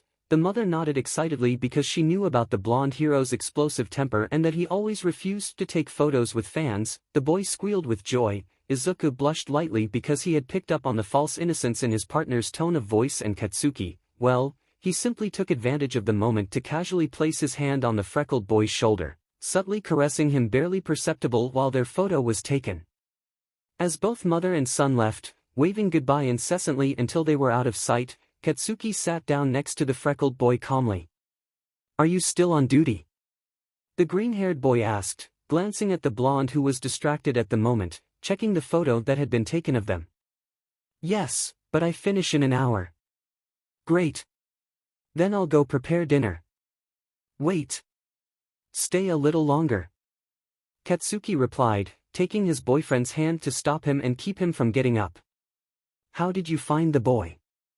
Well, I heard him crying and my feet moved on their own. Izuku shrugged as Katsuki snorted in discontent. The blonde knew that Izuku still had the instincts of a hero, but now that he no longer had a quirk, he was worried that he might get into a situation he couldn't control and get hurt. TSK, the blonde pinched the freckled cheek as a reprimand, receiving a complaint from his partner. You already know what I think about that. He responded by taking the freckled boy's hand in his, taking advantage of the fact that due to the time it was, the park was no longer crowded. I'm not going to tell you anything today because it was a simple case. I'll just say that, the image of you with a child was too recreational. Recreational? How? As a response, Katsuki handed him his phone to show his boyfriend the recent photo, smiling in amusement at the possible reaction he might have. Look, don't you think he could pass for our son? He even has freckles. Kacchan. Izuku blushed, feeling nervous about the dangerous direction the conversation with his partner was taking. Especially when he felt the blonde's hand caressing his belly. Oh come on, nerd. Can't you imagine? A rambunctious little blonde nerd, but with your appealing eyes running around the apartment. Why, you know that's not possible. The green-haired boy mentioned, starting to laugh more and more nervously as he tried to get out of the blonde's arms, or at least, stop caressing his belly as if he imagined him 𝗵𝗃𝗏. We haven't even had that. Katsuki laughed heartily, completely entertained by the situation. After a bad day, it was always comforting to tease his nerd a little. At that moment, he was joking, but he wasn't going to deny that he liked the idea too much, both the idea of a future child, and the idea of being 𝗵𝗃𝗏. Maybe now it was still too early, but later, when they were well established, he would propose to Izuku again that they have a child, but more seriously. Well, but we could start practicing, right? The blonde whispered suggestively while he gently nibbled on his partner's ear. To his delight, he shuddered, noticing the way his skin bristled at his touch. Unintentionally, he had found a rather sensitive area on the freckled man that he wouldn't hesitate to take advantage of in the future. And practice, and practice, and practice. And who knows, maybe after all that practice something else will happen. Katsuki finally let the green-haired boy escape from his arms after he started to thrash around incessantly, laughing with pleasure at all the new expressions he was seeing from his boyfriend. Izuku had gone from a normal blush to a more furious one instantly, almost looking like a pressure cooker. "Kacchan, you idiot! I can't get 𝗵𝗃𝗁𝗵𝗃 because I'm a man!" Izuku screamed at the top of his lungs, scaring away even the birds that were beginning to doze among the branches of the trees, as it would soon be nightfall. Only when he realized what he had said and where he was did he stop, watching with shame as the few people who were still in the park looked at him in a strange way. The fact that his boyfriend was smiling in an amused manner while watching him with all the calm in the world did nothing to lessen his embarrassment. "I'll go prepare dinner," she murmured in a low tone of voice that Katsuki could still understand before finally running away in a hurry. "Don't burn down the kitchen." Katsuki laughed out loud again as he was alone again. Maybe, just maybe, he had gone a little too far with his joke. But it really was a shame that he couldn't get Izuku 𝗵𝗃𝗁𝗵𝗃, and, although they could always opt for the adoption process, it was also impossible for him to hide the fact that the longing he felt for his boyfriend grew a little more every day. When the time came, he would figure out the best way to bring up the idea to his partner. For now, it would be better for him to hurry up and finish his shift so he could return to his apartment, where an adorable green-haired boy was waiting for him with dinner served. Yeah, he was definitely lucky. There were days when Katsuki didn't have time to tell Izuku he would be late, and the green-haired boy understood that. He understood that the job of a hero could be too demanding. Although nowadays said job was lighter because the load was already shared with civilians, but there were also times when it was impossible to avoid risking one's life against the villains that still existed. But that didn't stop Izuku from worrying when he hadn't heard from Katsuki for 36 hours, 40 minutes and 50 seconds. Yes, he kept track, and if he didn't bite his nails it was already a miracle. "Where are you, Kacchan?" Izuku checked his phone once more as if doing that every 5 minutes would bring about some kind of change. The truth was that Katsuki hadn't even read the messages he had sent him, and that only worried him more. Kacchan always answered. Sometimes it took him a while when he was on a mission or patrolling, but at the end of the day or when he had time, he would answer him. He was about to send him another message when he heard the sound of the door opening, and without much hesitation he ran out to check that it was the blonde, something silly in his opinion since they were the only ones who lived in that apartment. "Kacchan." But far from feeling relieved to see the blonde once again, he became more worried when he checked his condition as he stood in the hall with no great longing to enter his home. Katsuki's entire body had bruises and wounds, his suit was in very bad condition and covered in mud, his eyes lacked the characteristic vitality that Izuku liked so much, they even seemed dull and almost lifeless. Izuku stopped a few steps away from the blonde, not knowing if he would be welcomed. I was going to send you another message. I was worried," the green-haired man mentioned unsurely, although with that he managed to at least get Katsuki to move his head a little in denial. "I lost my cell phone, maybe in an explosion, or something like that." "Ah, don't worry. Go take a hot shower while I prepare something for you to eat." "I'm not hungry, nerd." The blonde replied reluctantly, then reacted a little and self-evaluated his state, barely noticing the deplorable appearance he was surely showing to his partner. "I'll dirty the floor," he completed distractedly. "That's the least of it, Kacchan." The green-haired boy whispered softly, not daring to approach the blonde, at least for the moment, because he had the impression that if he did, the latter would back away. At that moment, Katsuki looked more like a wild animal about to jump at danger. "I'll get some towels, wait here for a moment please." Without waiting for an answer, Izuku ran off to the bathroom, feeling his heart ache at the obvious suffering of his partner. Katsuki Bakugo was the strongest person he knew, he rarely broke down, but he had a feeling this was something completely different. Taking as little time as possible, he returned to the Genkan with several towels hugged to his chest, which he then arranged on the floor.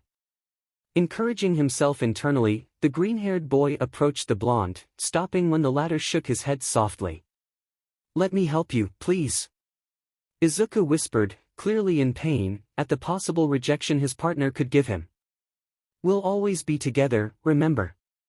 That includes the good times and the bad, Kacchan. I'm not a stranger, I'm me, Izuku. Katsuki just remained silent, watching his partner, but when Izuku took another step and the blonde didn't back down, the green-haired boy felt immense relief when he realized that the blonde was agreeing to receive his help. Without any words between them, the green-haired boy began to remove Katsuki's hero suit with great care along with the blonde's silent help.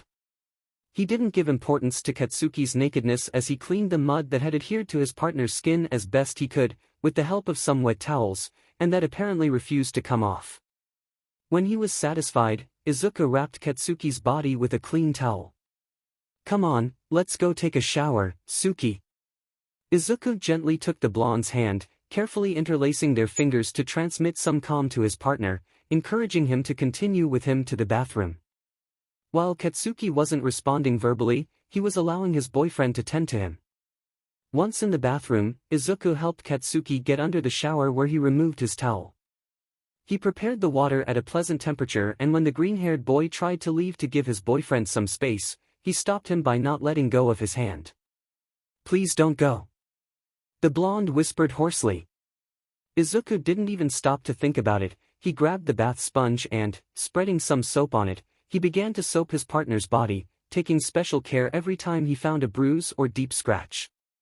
Far from it, he didn't seem to have any serious injuries.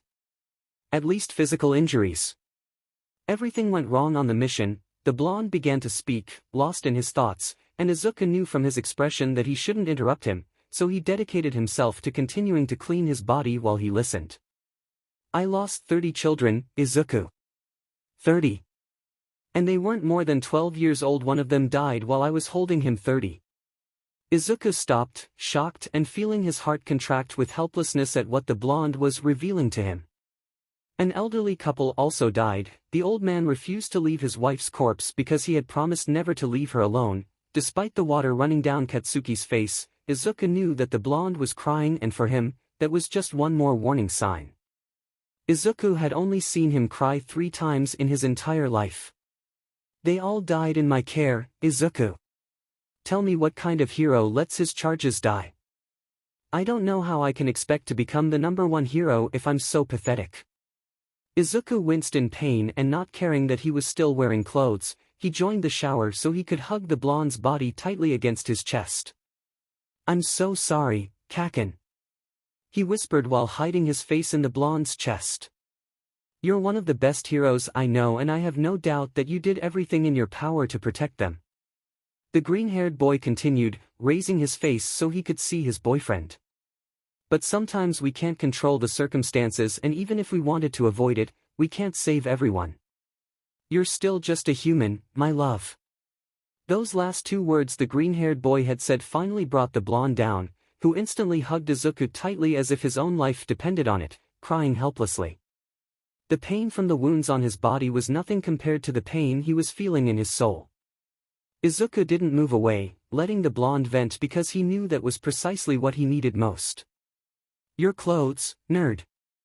Katsuki whispered in a hoarse voice, but without releasing the hug, barely noticing that the green-haired boy was still dressed.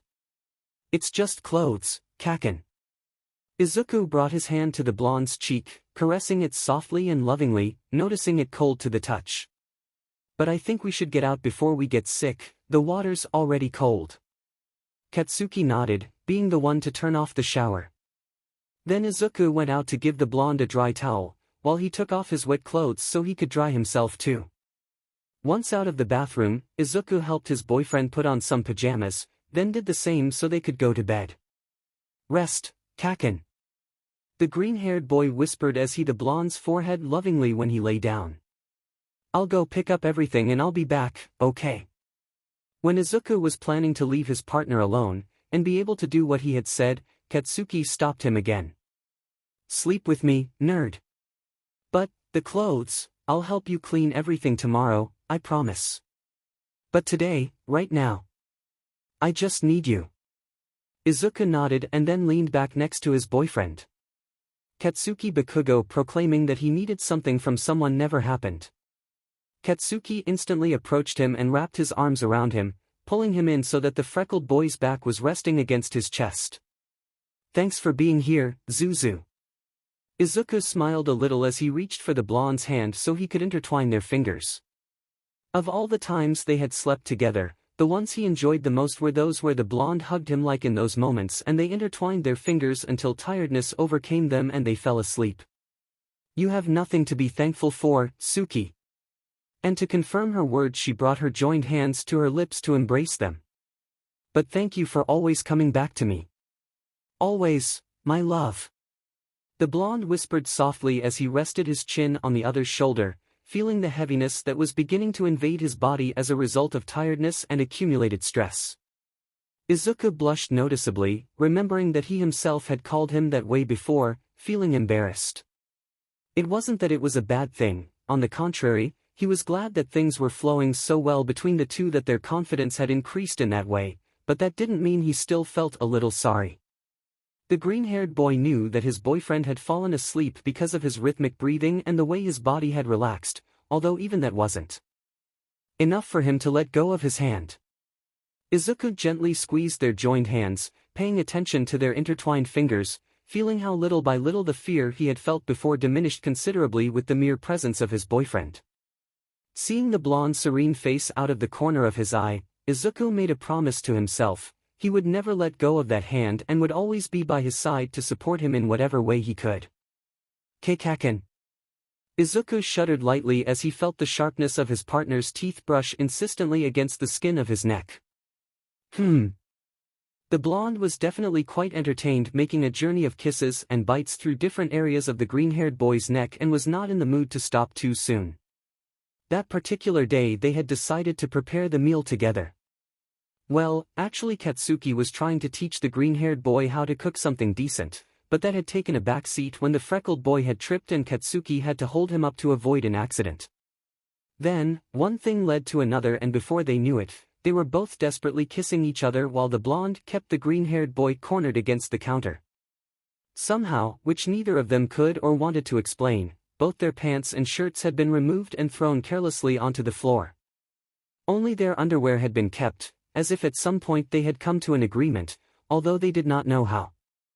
Ever since the first embrace they shared in the kitchen, Katsuki knew he was lost because he had become completely addicted to those lips and refused to heal.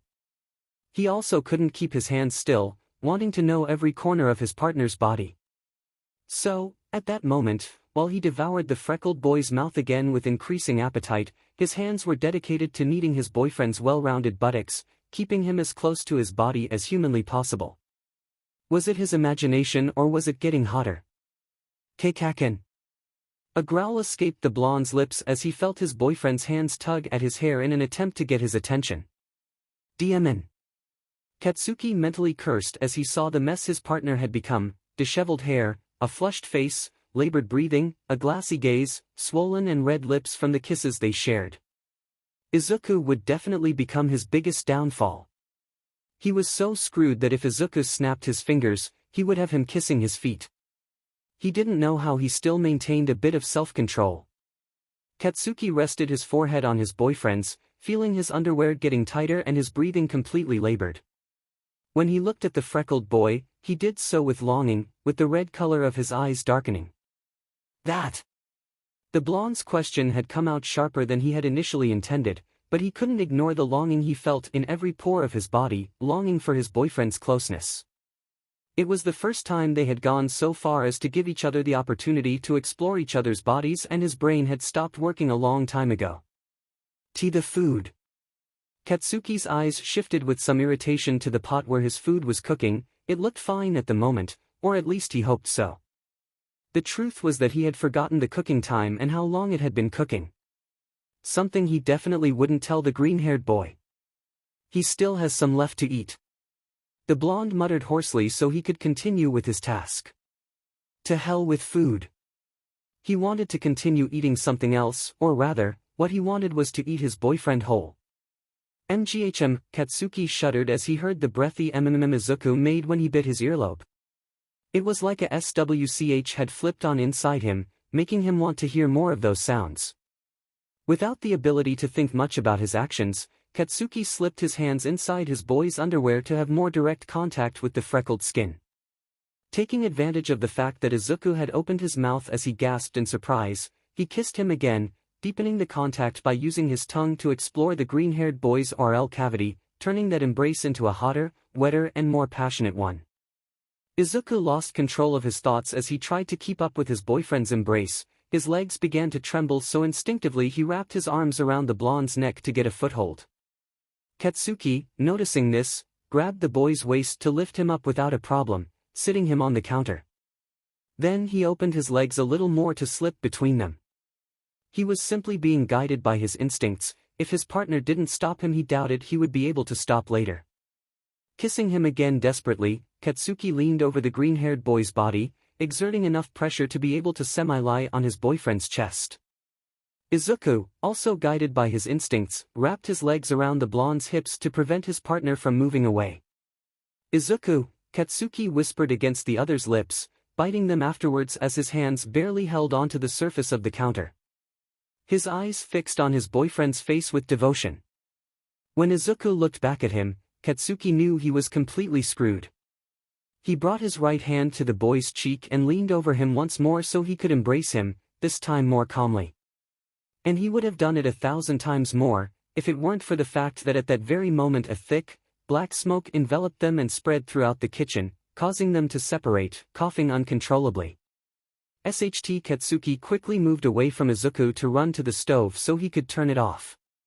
Then, grabbing the oven mitts, he grabbed the pot and carried it to the sink. Still sitting on the counter, Izuku watched all of his boyfriend's movements, and even within the euphoria of the moment, he couldn't help but laugh with a mix of amusement and nervousness at what had happened and how it had all ended, watching as his partner said one curse after another while opening all the windows.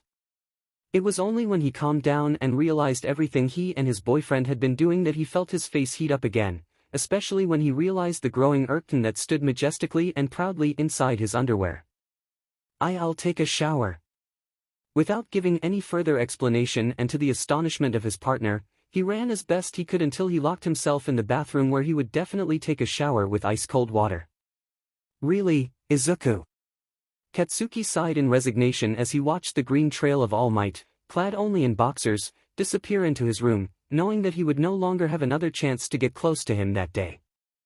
Now he would not only have to solve the problem of his own 𝗳𝗏𝗃, but he would have to order takeout because the food they were preparing was a lost cause. Not to mention that he would have to pick up both of their clothes that had been scattered everywhere. A smile spread across the blonde's face, his energy renewed. He would make sure to have more cooking classes with his partner in the future. He would just make sure they were recipes that didn't involve fire to cook. Salads might be a better option.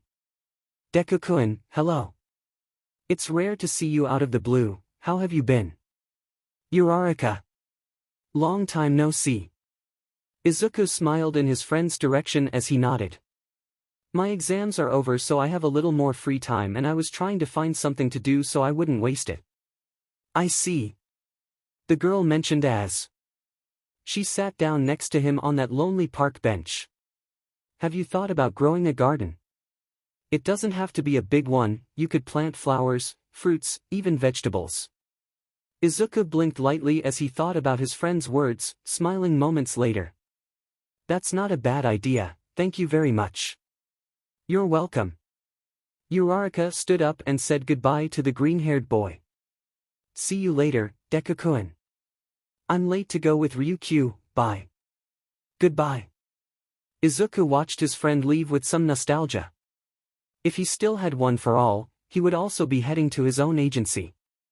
"Well, 𝗧𝗵𝗲, you can't get depressed now," he mentioned enthusiastically before slapping his hands on his cheeks. "Let's go buy what we need for that garden."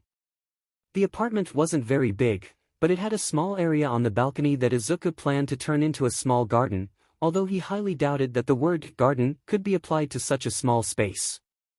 Still, it was fun to do something different that would also allow him to relax, after the really stressful weeks he had had thanks to the quarterly exams. By the time Bakugo got back to the apartment, he found it strange that Izuku didn't greet him as usual, but he let him in since he knew he was somewhere in the apartment when he saw that his shoes were still at the entrance. After taking off his boots and leaving them in the gen can, he set out to find his boyfriend, surprised to find him on the balcony. Izuku was so engrossed in what he was doing that it was impossible for the blonde not to smile lightly as he leaned against the glass door frame with his arms crossed. "Hey nerd, what are you doing?" he finally asked after a moment where the green-haired boy hadn't even noticed his presence. "Kacchan!" the green-haired boy exclaimed in surprise, turning his face to see him. "I didn't hear you come in." "That's obvious, nerd." Katsuki walked over to extend his hand to his partner to help him stand up. "But what are you supposed to be doing?" "Well, I was wondering what I can do now that I have a little more free time," the green-haired boy began to explain as he stood up with the help of his boyfriend. Katsuki smiled sideways, already used to his partner explaining in great detail everything that was going through her head. Basically it was an endless torrent of uncontrolled words that didn't stop. "And then I met 𝗬𝗧𝗏 in the park, we talked a little and she suggested growing a garden. Then I remembered that we had this small space that, although it is not a garden as such, could work to plant some things, so I bought everything necessary and this is what I have." Katsuki observed everything the green-haired boy had done with a small smile. He liked that when his free time didn't coincide, his boyfriend could kill time with other activities. However, there was something that was worrying him, even though he didn't want to admit it openly. "So you saw a round face?" he finally asked, pulling the green-haired boy against his chest. "Kacchan, I'm going to get you dirty." Izuku mentioned trying to get away because he was covered in dirt and he didn't want Katsuki to get dirty too. But Katsuki rolled his eyes before grabbing the boy's waist with one hand, preventing him from moving away. That way he could hold the freckled boy's chin with his free hand, ignoring his words. Right now he only wanted to know one thing, no matter how irrational it sounded. "Did you speak with a round face?" Izuku blinked softly as he blushed a little. The blonde's jealousy only caused a slight tingle in the pit of his stomach, feeling a euphoria he didn't know he could feel knowing he could have that kind of effect on someone like Katsuki. It was just a little since he had to go to his agency.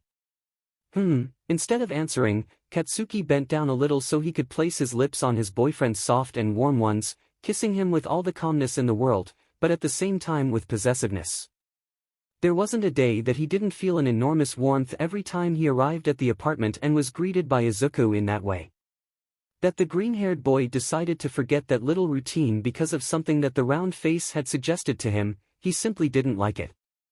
"Are you jealous, Suki?" Izuku whispered against the blonde's lips without opening his eyes. Still, he couldn't help but smile at his boyfriend's actions.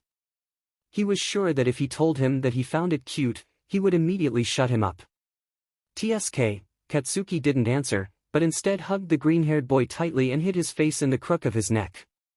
He knew he was being quite childish but he couldn't help it. Whenever he remembered round face, he also remembered how close that pair were and the loving look with which the girl always looked at Izuku, hoping that he would pay attention to her. "I only love you, Kacchan." "Corny." Izuku laughed softly, but calmed down when the blonde bit his neck, a gesture that contradicted his answer and that had elicited a surprised gasp from him. The green-haired boy knew that this made the blonde feel calmer, although he would never admit it. "Come on, tell me what you plan to plant, nerd." "Sunflowers." "Sunflowers?" the blonde asked curiously as he came out of his improvised hiding place to look directly into his boyfriend's eyes. "Yes. They have become my favorite flowers." "Oh yeah?" Katsuki asked amusedly as he lovingly framed the freckled boy's face with his hands. "And why did they become your favorite flowers?" "Well, there is only one reason, but it is too important a reason to ignore." "And what is that reason, Zuzu?" he asked while distributing kisses on her freckled cheeks. "My boyfriend recently gave me a appealing bouquet of sunflowers and explained their meaning in a nice letter." Izuku sighed at the kisses his partner gave him, smiling and feeling himself blush with each one. "So I thought it would be a good idea to plant some so I could think of him whenever I see them, even if he's not near me." "You're lucky to have a boyfriend who's so good at everything he does." "Yes, I am." Izuku laughed in amusement as he separated from his boyfriend and without letting go of the blonde's hand, he led him inside the apartment as it was starting to get cold. It had definitely been a good idea to start a project like that. Besides, the proud expression and the big smile that the blonde had put on for what he had said had been worth it and indicated to him that he had chosen to plant the right flower. Izuku's eyes slowly opened in the darkness. He blinked lightly, confused at not recognizing the room he was in, but when he felt his partner's arm around his waist, he couldn't help but smile calmly. The rhythmic breathing against his neck and the warmth that his boyfriend's body gave off made him feel at home because it wasn't the building itself, but the person who gave him that feeling. Sleeping together was one of the activities he had become most accustomed to and the one he liked the most. The tranquility that Katsuki gave him could not be found anywhere else. As his eyes adjusted to the darkness, he smiled as he remembered where they were, Funaka Onsen. 3 days ago, Katsuki had surprised him with the news that once Izuku left for vacation, he would take a week off so they could spend a few days at Funaka Onsen, just the two of them. He had claimed that it was something he had wanted to do for a long time, but there had always been something that ruined his plans. Besides, Kacchan had explained to him that traveling to that place was some sort of compensation for the joke he had made about having children. Izuku believed that Katsuki had planned this entire trip many days in advance. Izuku had only pretended to believe his partner. The onsen itself was such a magical place that it had Izuku under its spell from the moment they arrived. It felt like a space trapped in time, as if they had traveled many years back in time. The sound of the cicadas in the distance and the small lights coming from the fireflies invited him to forget all the stress he had accumulated in the city because of his exams. The thought of being there for 3 full days had Izuku quite excited, so much so that he looked like a child opening presents first thing on Christmas morning. Very carefully, Izuku took Katsuki's arm that rested on his waist and trying not to make too many movements, he got out of the futon they were sharing. Before getting up, Izuku stared at his partner's peaceful face and couldn't help but smile. Izuku liked to watch the blonde sleep since it was one of the few moments where his face was so relaxed that sometimes it seemed impossible to him that he was the same stubborn and proud person that he was during the day. With a small smile, Izuku leaned a little over his boyfriend's body, but without leaning on him to avoid waking him up.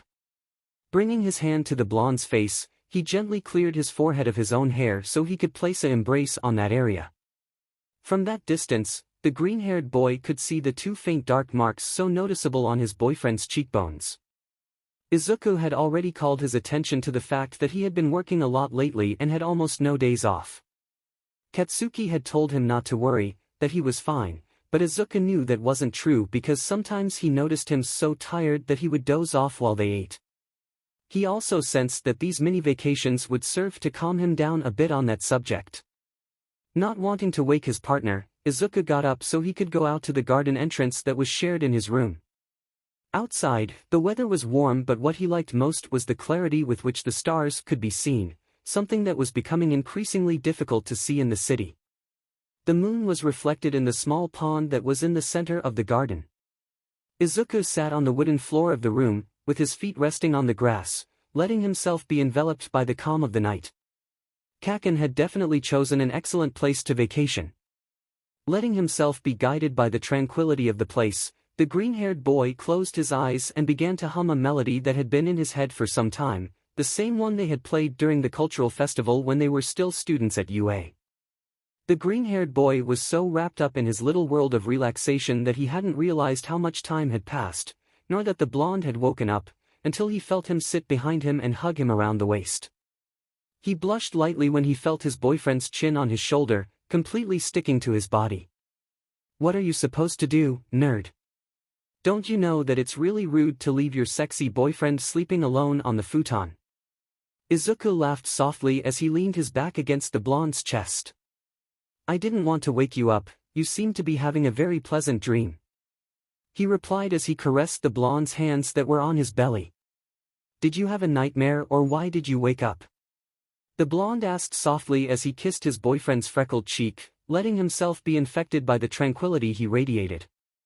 "No, I just lost my sleep."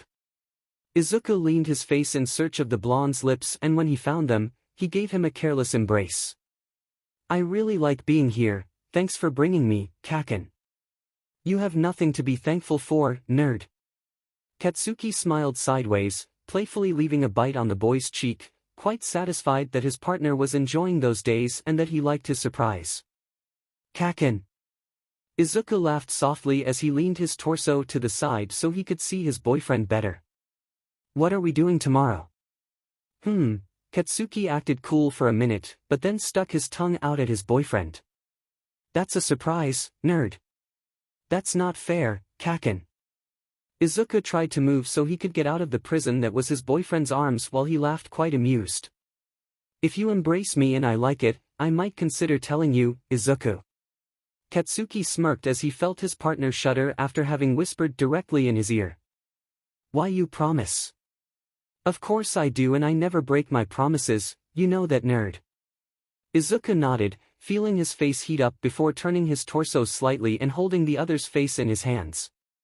Then, eliminating the distance between them, he kissed him softly, letting himself be carried away by the tranquility of the environment.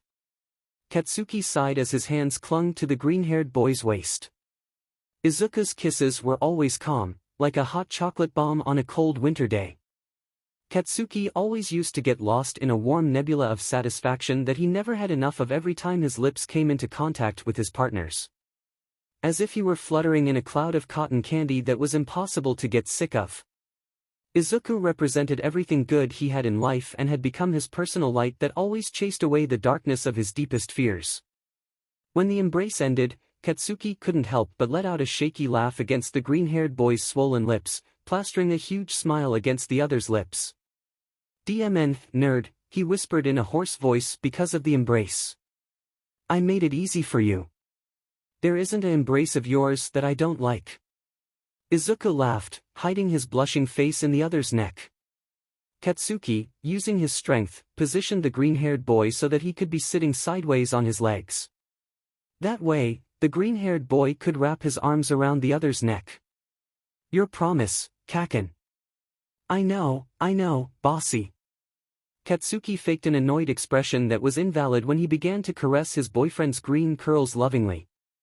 I've been talking to All Might lately because I got a rumor that I wanted to confirm, and he helped me with that. With what? Izuku let go of his partner's neck to look at him curiously. Katsuki gently poked the other's nose playfully. There will be an All Might convention, something like a walk through all his achievements, with a themed fair and all those things that you like the most.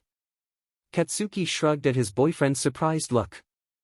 They will only be in this city for a few days, right around these dates. It was a bit complicated to get the tickets, but All Might helped me do it. So starting tomorrow we will be able to walk around all the attractions at the fair. Is that why you've been working so much lately?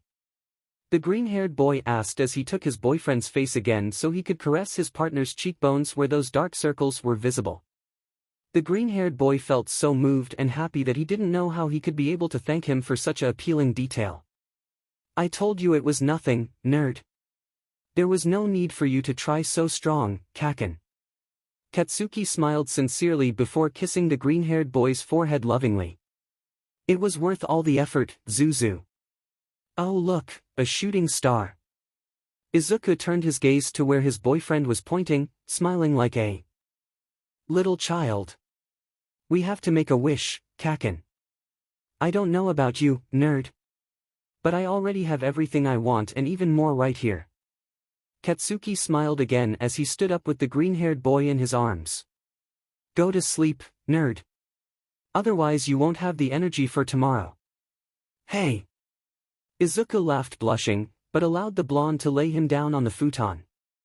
As Katsuki laid down next to him, the green-haired boy hugged him around the waist so he could rest his head on his partner's chest. Katsuki began to caress his boyfriend's hair as he closed his eyes and waited for sleep to come back to him. Izuku's body began to relax as he began to fall asleep again. Did you make a wish, Zuzu? The blonde asked curiously, although he was already more asleep than awake. Izuku took a while to answer, so much so that Katsuki thought he had fallen asleep. At least until he heard his voice. Always be with Kacchan. The green-haired boy spoke so quietly that Katsuki had barely been able to hear him. Although that was enough for an immense joy to invade the blonde who, in response, hugged his partner's body tightly and sweetly against him before following the green-haired boy to the realm of dreams. Katsuki was sure that this would be the first of many more vacations next to the person he loved most in the world. Katsuki looked with some concern at his boyfriend, who continued to look at his food without even touching it. He was sure that it had already gone cold. He had been waiting for the green-haired boy to talk to him about whatever was bothering him, but he had been like this for several days and so far he hadn't said anything. If he didn't, Katsuki would start exploding heads one after another until he could regain his partner's peace of mind. If someone was bothering him now that he had started his teaching internship, he would tear them to pieces without any mercy. "Izuku, I swear that if you don't tell me soon what's wrong with you, I'm going to throw away your entire All Might collection." By this time, Katsuki had become so desperate that he stood up and took the cutlery from the green-haired man's hands that he had obviously not used for anything. "Sorry, Kacchan. I'll heat up the food," the freckled boy mentioned when he noticed his still untouched food, smiling a little embarrassed when he noticed his boyfriend's worried face. "TSK. Forget the food, idiot," the blonde mentioned, a little annoyed by his partner's evasive answer, sitting next to him. "Do you trust me?" "Of course, Kacchan," the green-haired boy immediately responded, still looking at the blonde. "Then tell me what is worrying you so much." Izuku sighed, hesitating a bit before speaking. "I have a new student, he doesn't have a quirk. That condition is much rarer now, I know. But I have no idea what I could advise him. He wants to know if he can become a hero even without having a quirk." "Well, it shouldn't be too difficult to advise him, nerd. You went through something similar." Izuku gently bit his lower lip, lightly shaking his head without hesitation. "I'm not a hero anymore, Kacchan. You're the F symbol of peace, Izuku. You're way better than just being a hero." Izuku thought about it for a bit before answering. "But that was because All Might granted me his quirk. He gave me the chance to fulfill my dream, but it was only a borrowed gift. Now that I no longer have a quirk, I would become a burden to everyone. Have you forgotten what happened in the building collapse where I was trapped and almost died? Do you really still think you need a quirk to be a hero?" Katsuki crossed his arms in annoyance, surprising the freckled boy when he kicked the chair next to him. Izuku hadn't witnessed the blonde's angry outbursts for a while. He thought his boyfriend had already gotten over him. "Who was the only one who ran to try to save me from the sludge villain? And I think I remember that at that time you didn't have a quirk yet. But I didn't save you. It was All Might. You were the only amazing one who endured all that pain until the end." Izuku also stood up, but instead of facing the blonde, he turned his back. "What should I advise a student under those circumstances?" he muttered at the end while hugging himself. If he hadn't wanted to talk to his partner, it had been for that very reason, because he didn't know what was best. When his mother and All Might confirmed to him that it was impossible for him to become a hero, he felt so devastated he didn't want that feeling to arise in his student. But if he told him to keep trying, that he could become a hero ignoring the possible consequences, perhaps he would be telling him a lie and could even put him in potential danger. "Don't be so stupid, nerd." Katsuki sighed lightly and then hugged the green-haired boy from behind. "Do you know why I allowed myself to fall in love with you despite knowing that I was a BSTRD who didn't deserve you? You're not a BSTRD, Kacchan." "Shoo, let me continue." To make sure Izuku didn't interrupt him, he covered the freckled boy's mouth with his hand while still hugging him. "Izuku, I don't think there is anyone who can be defined as a hero more than you. You accepted a gift knowing all the risks you would have to bear on your shoulders. You broke your bones over and over again without stopping, despite the pain. And you did it not because you wanted to prove something, but because you thought it was the right thing to do. You sacrificed everything, even your own life, to be able to give us all back that peace that was taken from us. You have a power that goes beyond the definition of a quirk. You don't need it to be a hero, Izuku, because you were already born being one. You yourself are the definition of a hero. You care about others, even more than yourself. You try to help them without expecting gratitude. You take care of them, you encourage them. You were even able to forgive me despite all the harm I had done to you. I used to boast that I was number one, that I would be better than All Might, but I treated you like a pig in a poke, but you were always the best of all. I wouldn't have forgiven myself. I still haven't, but I've made a commitment to myself to change so I can be someone worthy of being by your side. Izuku shuddered in his partner's arms, barely holding back the urge to burst into tears. The lump in his throat was so big that he couldn't speak, even if he wanted to, as the blonde was still covering his mouth. Izuku, I know that you miss being a hero more than anyone, that your greatest sacrifice was losing your powers. I've always known that, and I admire the way you're facing things so much. Every day I can see how nostalgia increases in your eyes when you watch the news and you can see us there. You should be there with us. The blonde took his hand off his boyfriend's mouth and turned the green-haired boy so that they could both face each other. You are the best hero with or without a quirk. Stop doubting yourself. Everything you've done has made you an honorable hero. I can't think of anyone better to guide that brat in the best way so that he can be able to fulfill his dream. Just as you are striving to be able to fulfill yours in the way you consider best. Kacchan. Katsuki placed the tips of his fingers on his boyfriend's lips in order to silence the green-haired boy a little further. You have no idea of the reach that your actions have and the effect they have on others, Izuku. If you have a defect, it is precisely that you underestimate yourself too much. Trust in yourself a little more, Zuzu. He lovingly pulled the other's cheek and smiled sideways. Or else I will repeat it to you as many times as necessary until it is clear to you who you really are and the doubts are cleared from that broccoli you have for a head. Do you really think so? He finally asked when the lump in his throat had dissolved enough for him to do so, taking the opportunity to hug the blonde tightly. God, nerd, I'd have to be blind if I didn't believe that. The blonde replied while caressing his boyfriend's hair. You always say that I'm your symbol of victory, don't you? He asked, resting his chin on his partner's head. Well, it's the same for me, nerd. What do you mean? Izuku asked a little confused, his face hidden in his boyfriend's burly chest. That you are my role model. If I have been able to get to where I am, it is because I try to follow in your footsteps of not giving up. I always wonder how you would act in a certain situation. Sometimes it is a little complicated because I still have a shitty character, but I always want to be better so that you can feel proud to be by my side. For me, you are my hero, nerd, and you will always be no matter the circumstances because you have saved me on more than one occasion. Enough, you're going to make me cry, Kacchan. But that's not too strong to get, nerd. Izuku laughed knowing that Katsuki was telling the truth. Besides, he was already crying and he didn't even know when he had started doing so. The blonde's shirt should have been wet by now. When Izuku looked up, he found the most appealing expression he had ever seen on the blonde. His smile alone could make him faint at any moment, but what he liked the most was the love and affection reflected in his eyes. Katsuki was looking at him as if he were the winner of a competition and just for having him by his side. Thank you, Kacchan. He whispered softly.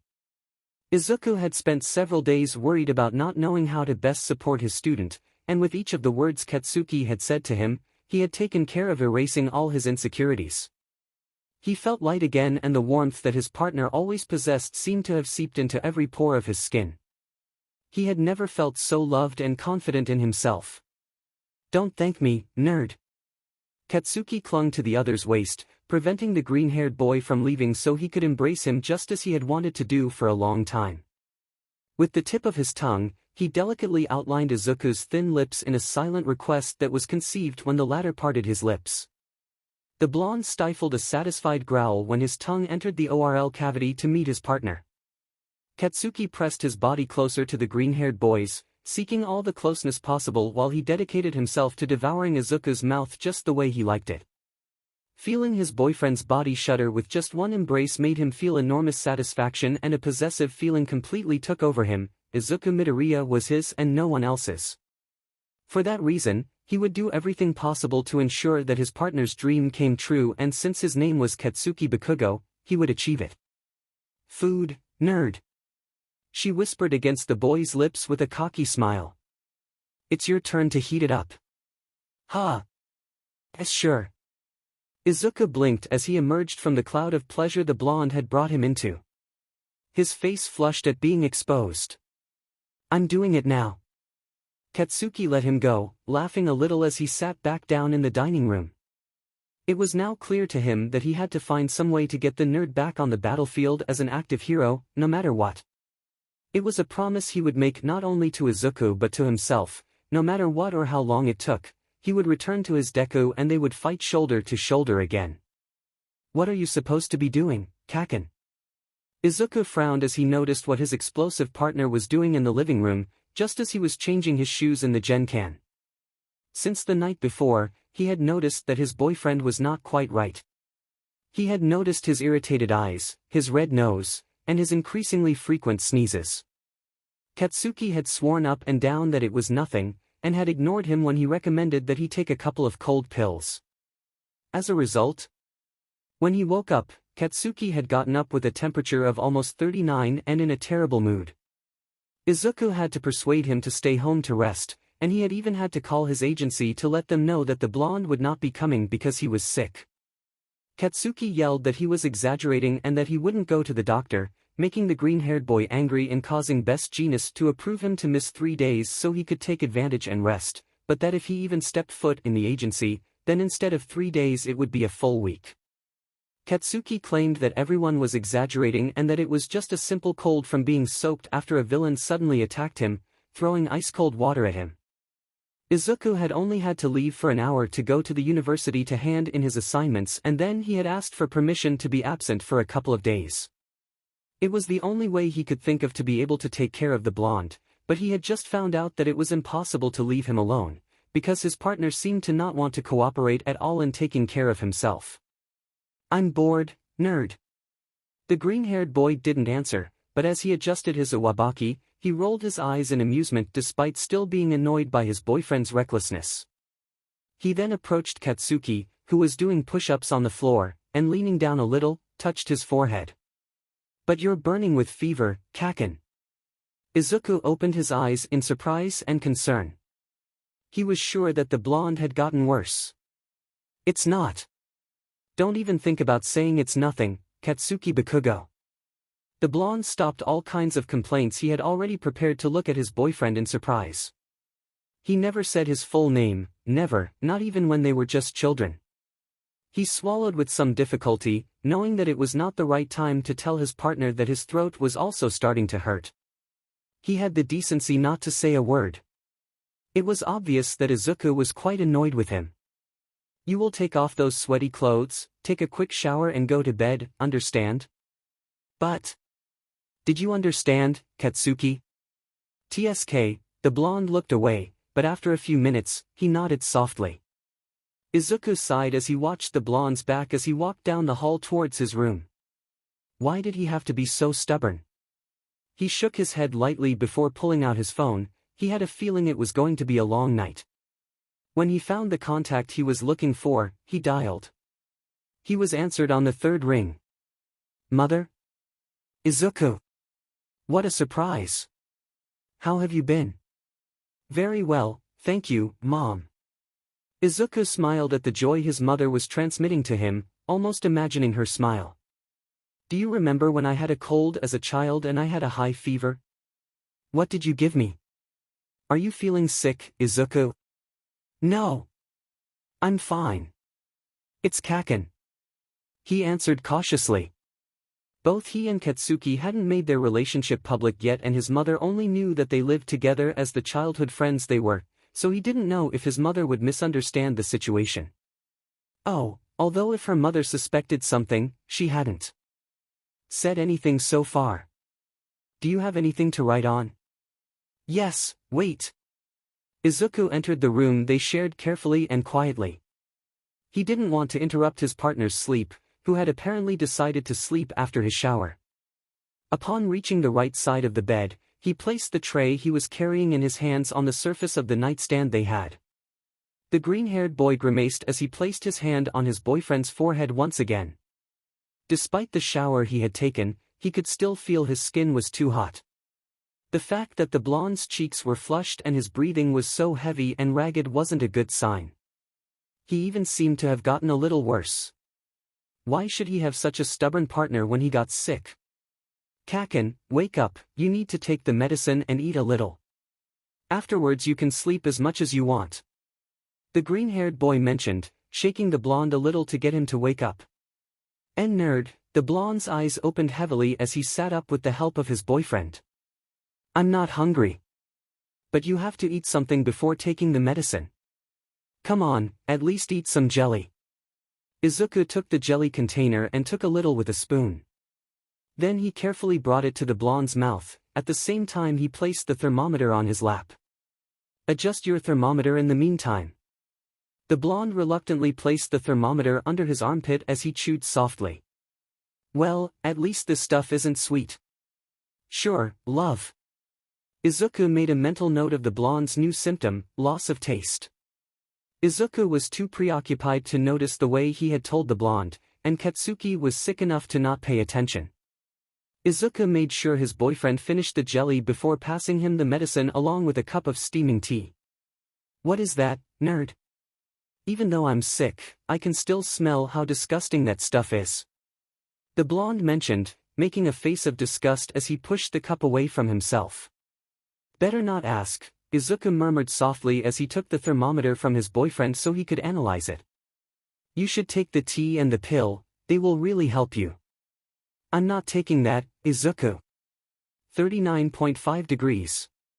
The green-haired boy muttered and then looked at his boyfriend with some annoyance. I'm not asking you, Katsuki. Drink it, you have a very high fever. If that doesn't work, we'll go to the doctor tomorrow whether you like it or not. Katsuki opened his mouth to argue, but after a moment, he closed it again. 𝗧𝗵𝗃 looked sufficiently annoyed and despite feeling like shit, he wasn't so stupid as to contradict him. Hopefully that concoction wouldn't taste as bad as it smelled. With a resigned sigh, he swallowed the pill with the help of the tea. Immediately a grimace of disgust appeared on the blonde's mouth, who had to hold back the urge to vomit. Lie down and try to get some sleep.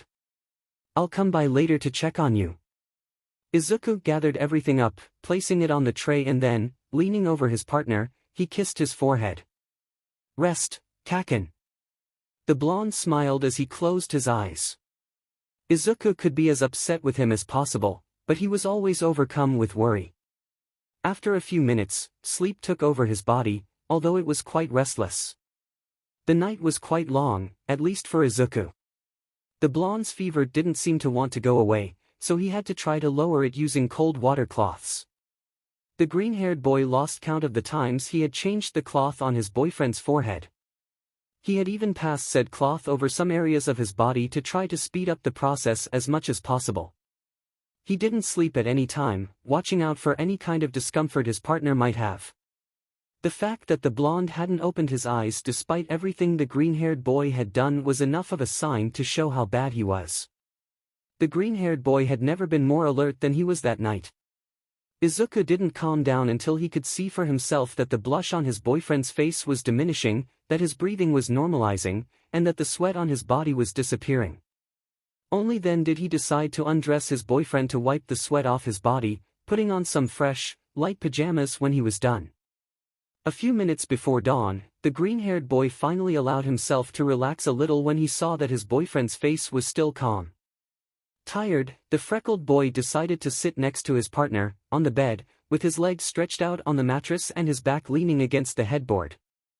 He was so exhausted that it didn't take long before he fell asleep despite the uncomfortable position. Katsuki woke up when the sunlight had filtered through the bedroom curtains and it had been hard to ignore. He still felt the heaviness of his body, caused by the illness, but at least he could breathe better now and he didn't feel like he was melting from the fever. As he sat up, he could notice three things: that his partner was dozing off next to him in a position that at first glance was too uncomfortable, all the things that were carelessly scattered on the nightstand that his boyfriend had surely used to take care of him, and that his partner's cell phone was vibrating insistently on his lap. If the green-haired boy didn't notice the movement of the device, it was because he was truly exhausted. Being careful not to wake her boyfriend, she took her cell phone and when she saw who it was, she answered without hesitation. Mrs. Midoriya. 𝗧𝗵𝗃 is asleep right now and I wouldn't want to wake him up. She spoke in a voice low enough and audible enough to be heard by her boyfriend's mother. Oh, Katsuki-kun. The green-haired boy's mother replied happily. Izuku told me you were sick, are you feeling better now? Did Izuku give you the tea? Yeah, I feel better now, thanks. Katsuki suddenly remembered the horrible concoction Izuku had given him and shuddered lightly. And yes, I remember having some tea. That's good. Yesterday Izuku spoke to me worriedly, asking for the recipe for the tea I gave him when he was sick as a child, because apparently you were very ill. I'm glad that's not the case anymore and that you're better, Katsuki-kun. I see. The blonde glanced at his partner, smiling lightly at her even breathing and reaching out with his free hand, he gently and lovingly caressed her freckled cheek. Thank you, ma'am. Don't be grateful. I was just saying because I forgot to tell Izuku yesterday that if his fever was too high he could use cold water cloths. But if you're already feeling better, that means everything went well, I'm glad. Yes, thank you for everything and sorry for the inconvenience. Katsuki paid more attention to all the utensils on the nightstand, the container that was supposed to hold water and several towels. That would also explain why a towel had fallen from his forehead when he woke up and was able to sit up in bed. Had Izuku really spent the whole night taking care of him? A warmth began to emerge from the pit of his stomach, spreading throughout his body. And it had nothing to do with the fever that had attacked him. Well, you both must be tired, rest up. And even if you feel fine now, you should still see a doctor, Katsuki-kun. Yes, I will. Thank you. When Katsuki finished the call, he approached his partner so he could lay him down better on the bed, trying not to make too many movements so as not to wake him up. When he achieved his goal, the blonde settled down next to him and hugged him affectionately. Damn. Izuku, why do you insist so much on making me fall more in love with you every day I spend by your side? Katsuki sighed with a smile that died away when he kissed the freckled cheek.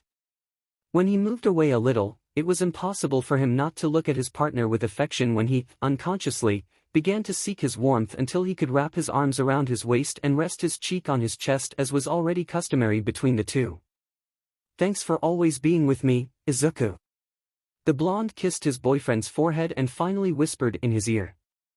I love you. Katsuki looked at the time on Izuku's phone, deciding that he might as well get some more sleep. He never liked it when someone saw him sick because he hated feeling vulnerable. But if that person was Izuku, it didn't seem wrong to let his guard down. Because if there was one person with the right to know all the different facets he possessed, it could be none other than Izuku Midoriya. The only one who had earned the right to know him thoroughly was the person in his arms, and there would never be anyone else. Kacchan. You should answer. This is already 20 times 𝗵𝘃𝗁𝗃 has called you. Just ignore it, it must be something unimportant. Bakugo made a disinterested gesture with his left hand, without taking his eyes off the video game that was being shown on the living room TV. With his free hand he held the PlayStation controller giving orders to his avatar. That had become his favorite pastime since a couple of months ago. From the blonde's perspective, buying the PlayStation console had been an excellent investment. But Izuku shuddered a little when he heard loud knocks on his apartment door, indicating that someone wanted to come in. Someone really insistent as they kept knocking louder and louder. The green-haired boy watched as his partner ignored everything, completely focused on the video game. Snorting in disbelief, Izuku headed to the door to open it. As soon as he did, he felt someone push him, followed by another person he didn't know. Where is he? To Izuku's surprise, the person who had entered the apartment was none other than 𝗵𝘃𝗁𝗃, followed by the person he assumed was the agency's advertising manager. He blinked slightly confused, not knowing what was going on, but he pointed in the direction where the blonde was. Hall. Without waiting for an invitation as such, 𝗵𝘃𝗁𝗃 walked calmly past him, followed by the agent. Izuku sighed, bringing up the rear with more curiosity than he cared to admit. God of explosions, dynamite, get ready. Ah!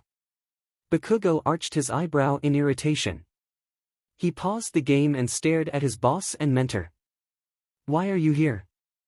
Izuku didn't mention anything, but he watched the exchange of words from a distance away from everyone in silence. You know very well why, you have to attend the event. Let's finish this soon and go. 𝗵𝗃𝗃 mentioned with an expression that made it clear that he wasn't going to accept any refusal from Katsuki. Katsuki crossed his arms, placing his legs on the coffee table with a defiant expression and with every intention of ignoring her. Fucking no. 𝗧𝗵𝗃 finally intervened, trying to mediate any possible argument that was about to start. Excuse me, but where would Kacchan have to go? Don't you? Katsuki started to speak, but was immediately silenced by 𝗵𝗃𝗃, answering for him. To the Hero Billboard Chart JP Award ceremony, of course. 𝗵𝗃𝗃 looked at the green-haired boy with some curiosity. The Hero Billboard Chart JP? The freckled boy exclaimed in complete surprise as he looked back and forth between 𝗵𝗃𝗃 and Katsuki. 𝗵𝗃𝗃 sighed, trying to keep the green-haired boy from getting involved in the conversation that was taking place. You didn't know, Midoriya? 𝗵𝗃𝗃 has earned the #1 spot in all of Japan. He answered as if nothing had happened, while the green-haired boy's gaze became increasingly surprised. Really, Kacchan?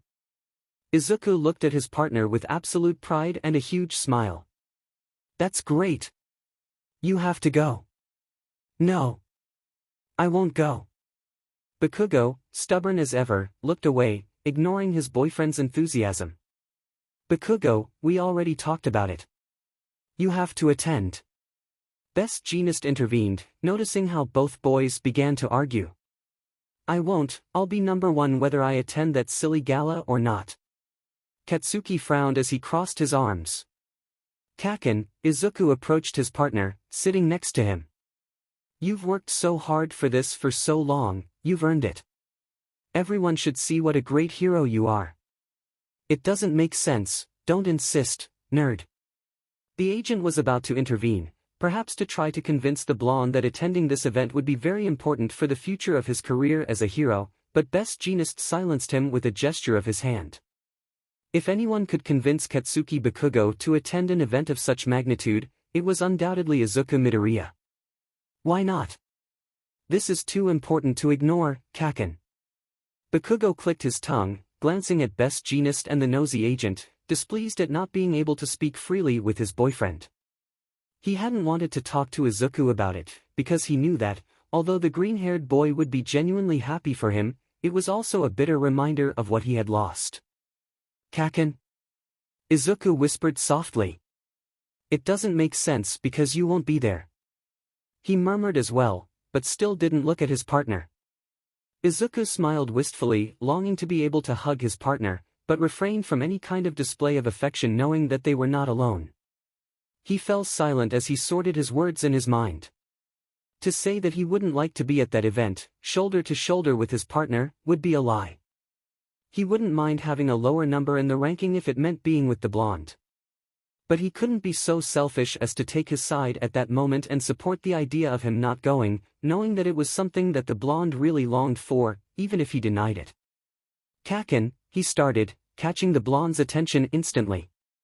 Even though the blonde insisted on not looking at him, he knew he was giving him all his attention. You have to go precisely for that reason. Ah. The blonde asked confused, looking at him out of the corner of his eye. Don't go with the mentality that you don't deserve that award because it's not true. I continue, giving her a sincere smile. Go to that event and receive your nomination for both of us. For your work and for representing me, because, even if they don't name me, I will always be there for you, supporting you and encouraging you, since that dream has always been for both of us.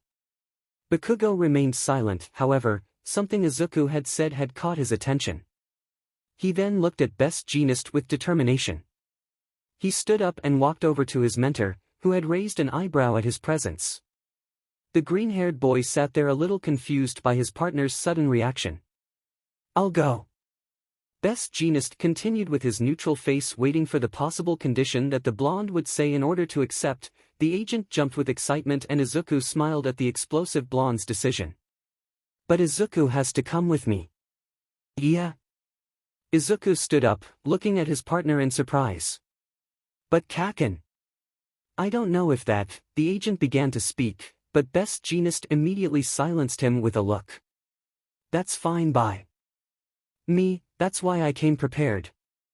he commented, pointing at the 2 black bags that the agent was carrying and that neither Bakugo nor Izuku had noticed.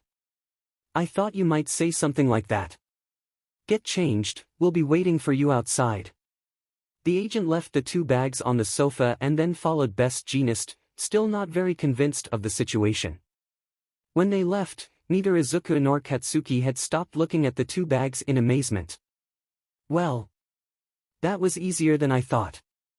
The blonde commented as he picked up the bags of what he assumed were 2 evening gowns. He hated the idea of dressing like that, but he had already agreed and couldn't back out. Izuku on the other hand simply sighed as he followed the blonde towards the room with a latent doubt. How did Best Jeanist know what his measurements were? Izuku sighed in frustration after his 6th failed attempt at tying his tie correctly. If it didn't sound childish, he could say that all the ties in the world were conspiring against him so that he could tie them. When he was studying at UA, and even now that he was doing his teaching internship, he never cared about how he looked or if his tie ended up wrong. But now it was completely different. He was supposed to look good, he didn't want Kacchan to have a bad time because of him. But, even if he put on the most beautiful suit, he knew it wouldn't make any difference, he looked awful. And his hair wasn't helping either, he definitely had to convince his boyfriend to go alone. Let me help you with that, nerd. Izuku gave a small involuntary jump, surprised to see his partner behind him through the mirror. Why did his partner have to look so good? The black enhanced the color of his eyes. He had never seen him in such a formal suit, but he looked so handsome that he couldn't help but blush. The suit didn't make him look handsome, it was Kacchan who made the suit look so good with that jacket and those pants that fit his figure perfectly. With slow but sure steps, seeing what he was doing to his partner, Katsuki approached the green-haired boy. He looked like a feline ready to hunt its prey. Izuku couldn't find his voice. You've never been good at that, Zuzu. The blonde whispered as he stood behind his boyfriend, hugging him from that position so he could take the tie with both hands. Watch how I do it. Izuku had never imagined that an activity as simple as watching the way Katsuki Bakugo tied his tie could cause his brain to short-circuit, his heart to beat like crazy, and his lungs to not get enough oxygen. Even his legs began to tremble lightly. The blonde's hands moved so slowly and with great precision as they manipulated the fabric of his tie. Izuku felt his breath catch, he gently bit his lower lip. See? It's not as complicated as it looks, right? The blonde whispered again, leaving a soft kiss on his boyfriend's freckled and blushing cheek. Izuku did everything, even hyperventilating, but he definitely hadn't paid even a shred of attention to how the blonde had managed to tie his tie. Izuku took his time answering because he knew that if he answered immediately he would only say incoherent words. Kacchan, go by yourself, it doesn't matter what I wear.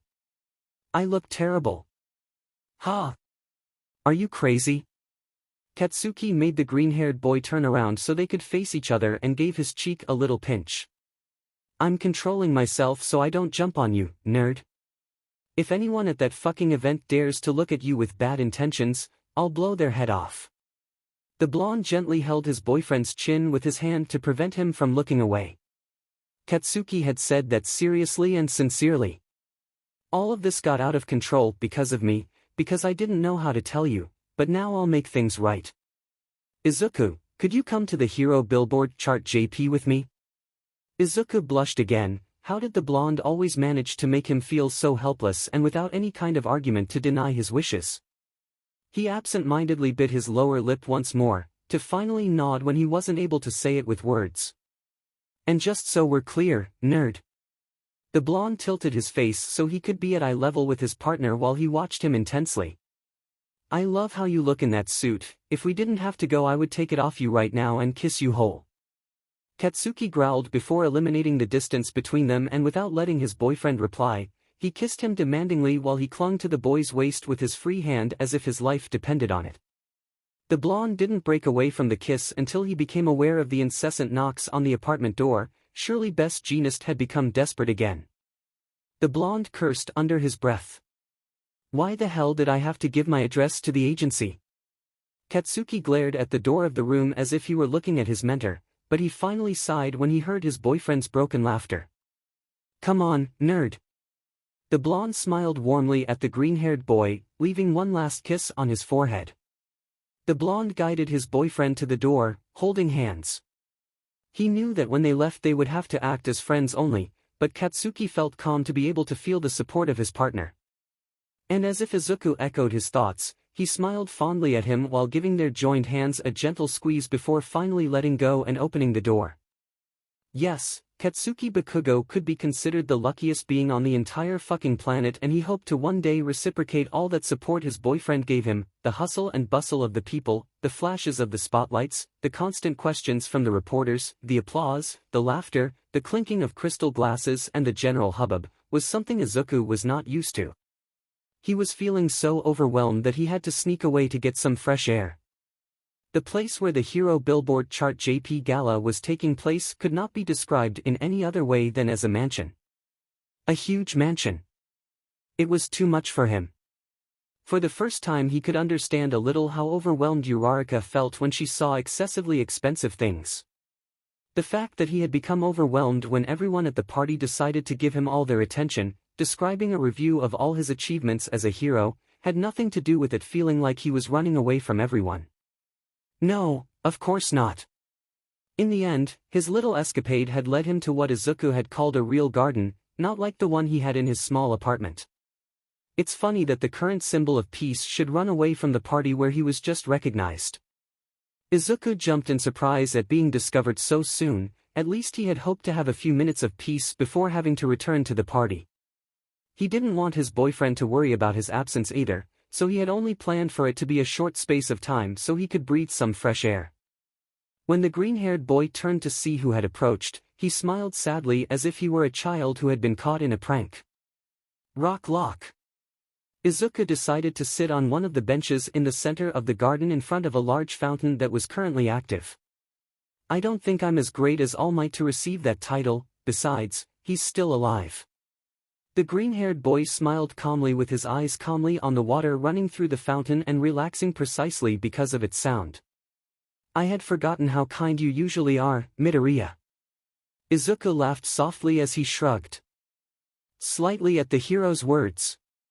The first time he met Rocklock he was sure he hadn't thought that of him, but he didn't mention it. After all, it had been several years since that time. You saved everyone. It's normal that everyone wants to recognize and thank you for it. It's Kacchan's gala, he's the one who should stand out tonight. Rocklock glanced at the green-haired boy out of the corner of his eye only to witness the affection that was reflected in his gaze at the mere mention of the explosive blonde. Then, the brunette decided to look away to avoid bothering the green-haired boy. The truth is that I haven't had time to talk to you. The dark-haired boy continued without looking directly at the green-haired boy. I wanted to be able to apologize properly for the way I behaved when we first met. Ha! Izuku looked at him in confusion, not really understanding what Rocklock had meant by that. I don't understand. Apologize for what? When we faced Overhaul and the Shy Hasaikai, I was especially hard on you because I underestimated you. I thought you were just a child who thought being a hero was child's play. He answered after a moment.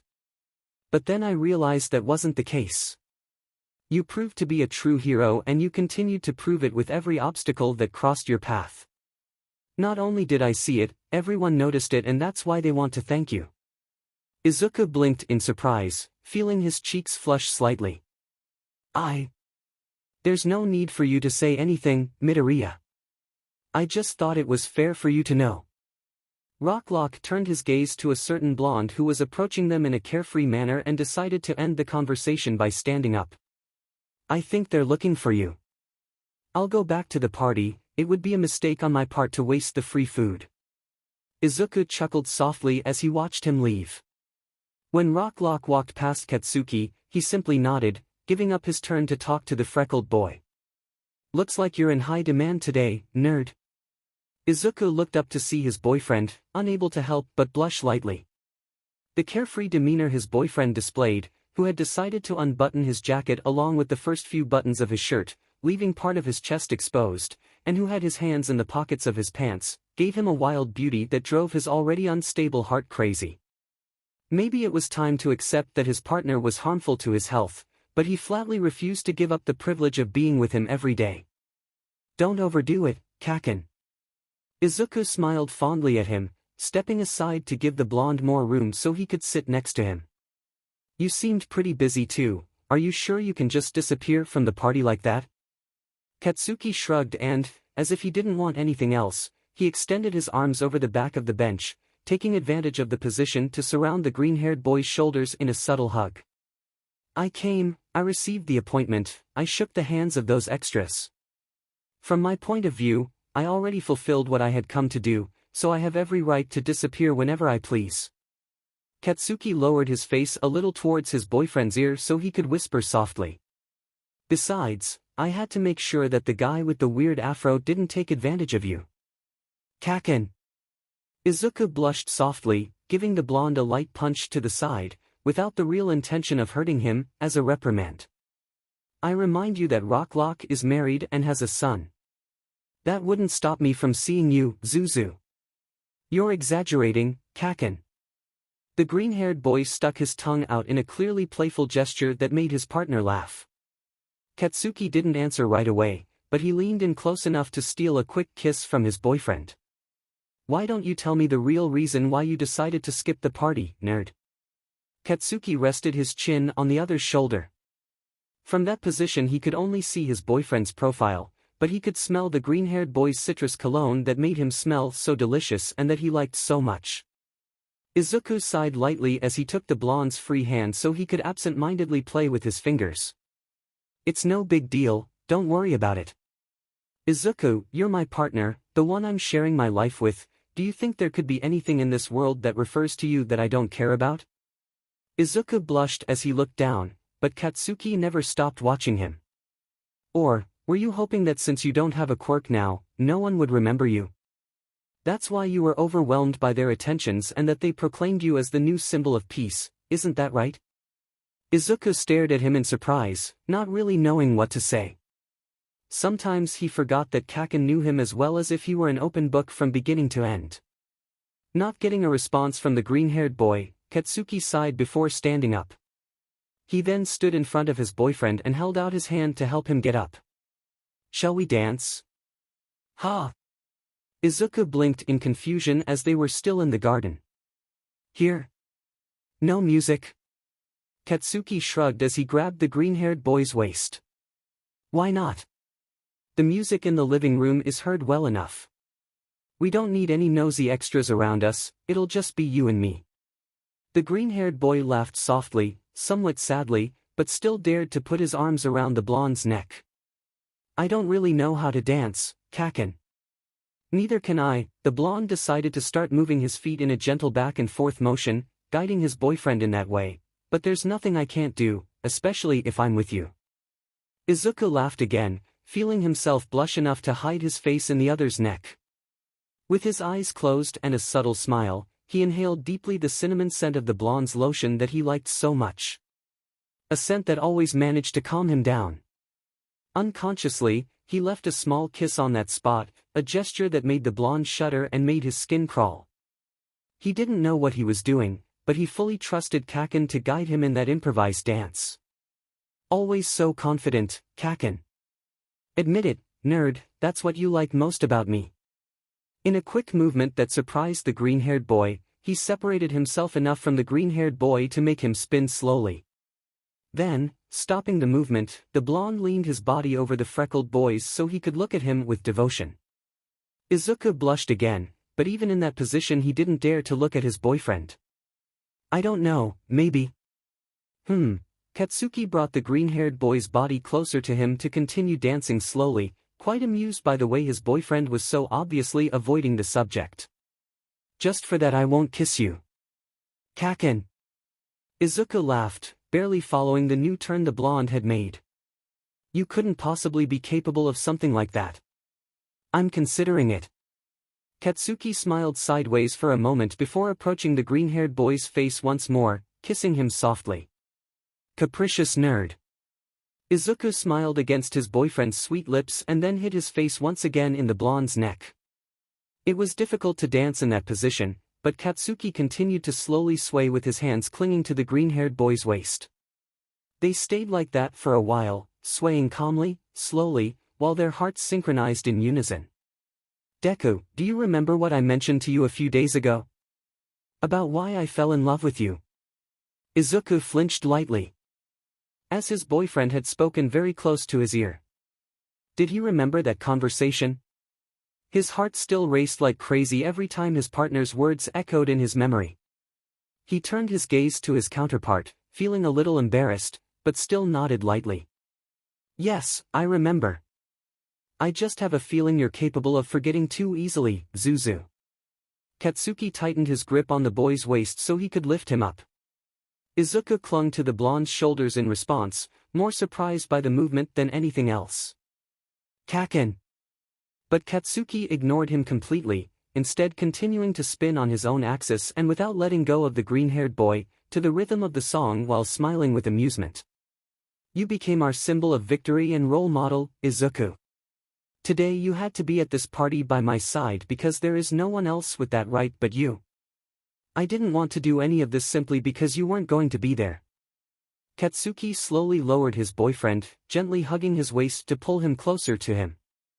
Izuku had lost the ability to speak, but he didn't miss a single detail of each of the things the blonde did. While he bit his lower lip, the green-haired boy used his hands to lovingly frame the blonde's face. Both had stopped moving by then, but neither had noticed. Is that why you refused to answer best jeanist? Katsuki shrugged slightly in a disinterested gesture. I already told you, there was no point in coming without you. It's an award from both of us, not just mine. The least that bunch of extras could do was congratulate you and acknowledge your achievements so they could name you the new symbol of peace. Although that has a huge disadvantage. Katsuki guided the green-haired boy until his back gently collided with the trunk of a tree. Izuku laughed a little, starting to get used to the blonde's outbursts. What disadvantage, Kacchan? That if everyone can see you at least a third of how I see you, then they will start swarming you like flies. Again, I think you're exaggerating, Suki, but what I don't understand is how that can be a disadvantage, Kacchan. Izuku froze as he noticed the blonde's face close to his own, already losing count of the times his boyfriend had managed to make him blush. Katsuki was not only looking at him with that affection that always took his breath away, but also with something else. A feeling that he still couldn't decipher, but that made him shiver from head to toe. I don't think I'd be capable of sharing you with anyone else. You're only mine, nerd. The blonde replied as he leaned in a little, just enough to be able to gently bite the boy's lower lip, but without actually kissing him. That sounds dangerous, Kacchan. Izuku gasped involuntarily and instinctively closed his eyes, feeling his heart beating hard against his chest. But you like danger, don't you? Katsuki didn't give the green-haired boy time to respond properly because he had lost the little self-control he had left. The kiss that followed felt like a burning fire that invited them to consume each other. The green-haired boy gasped once more, this time from the intensity of the contact, and wrapping his arms around his boyfriend's neck, he responded with the same intensity. Yes, it seemed that Izuku did like danger a lot. Especially if that danger was called Katsuki Bakugo. They only separated when oxygen was really necessary. They both looked into each other's eyes with a knowing smile, their faces flushed and their breathing agitated. We should go back, shouldn't we? The freckled man asked as he tried to properly adjust his suit once again. Let's have a drink, eat some snacks and leave. The blonde agreed, smiling sideways. Kacchan. What? I was serious about not wanting to share you. I can tolerate it if it's for a short time. I'll be leaving first, see you in a while, Izuku. Don't take too long. Izuku laughed softly at his partner's words. He was still not very sure about many things, but if Katsuki trusted him, he felt that everything would be fine. Having lost one for all had become a blow that was being difficult to overcome, but he would not give up, as his partner said, he was someone too stubborn to give up after having come so far. He would find the right path to be able to fulfill his dream, and he was sure that together with his boyfriend he would achieve it. When Katsuki arrived at the apartment, it was already past 3 in the morning. The new undercover mission he had been assigned was shit. He had never thought that being a bodyguard would turn out to be so exhausting. He didn't understand how he had endured so many days of the person he was supposed to protect without his head exploding. He felt exhausted both physically and mentally. The only thing he wanted to do at that moment was to go to bed, hug Izuku, and not wake up for several days. Being inside the apartment felt like a blanket of tranquility that covered and relaxed him. This was his safe place, where he didn't have to pretend that he liked a castrating woman, and where he could find the green-haired man with his multiple expressions. What seemed extremely strange to him, in the middle of the darkness in which most of the apartment was the light on in the study. This nerd left the light on again. And in the last few months, that had become a regular occurrence.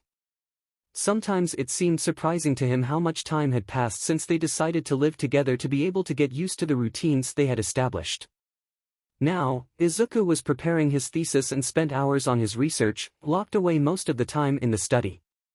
He knew in advance that the green-haired boy would graduate with honors, but he was filled with pride when he noticed everything he had achieved with his effort. And even though Izuku could be extremely busy, he always made time for him, even to the extent of leaving his dinner on the table, covered and ready for him to heat up. It was precisely those little details that made him crazier for that nerd every day. Considering that it would be a waste not to eat, he heated up what Izuku had prepared and got ready to eat dinner, or was it an early breakfast? It didn't matter. Because Katsuki didn't know he was hungry until he took the first bite, and boy had the nerd gotten much better at cooking. Katsuki attributed that compliment to the fact that he was obviously starving. Katsuki, satisfied after dinner, headed to the study where he found a scene that had been recurring for months, Izuku sitting in the desk chair, asleep in his all-night pajamas and with his torso leaning on the desk, in a position that should be too uncomfortable. The computer was on with an open document that the green-haired boy had surely been working on. There were also several books and documents scattered all over the desk. The blonde sighed. If the nerd survived that last semester it would be by pure miracles and because he constantly watched that he did not skip meals.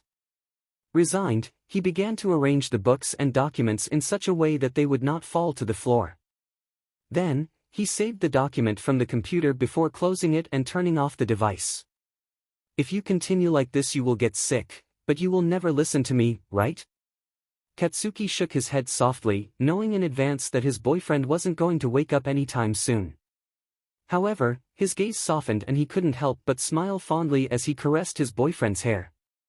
With a hand on the boy's chest, the blonde pushed a little so that his partner was leaning against the back of the chair. Katsuki smiled amused. His boyfriend must really be too exhausted if he wasn't able to feel what he was doing. Don't you dare let your guard down like that with the extras that always surround you, Zuzu. The blonde whispered, unable to resist the urge to kiss the other's forehead with affection and devotion.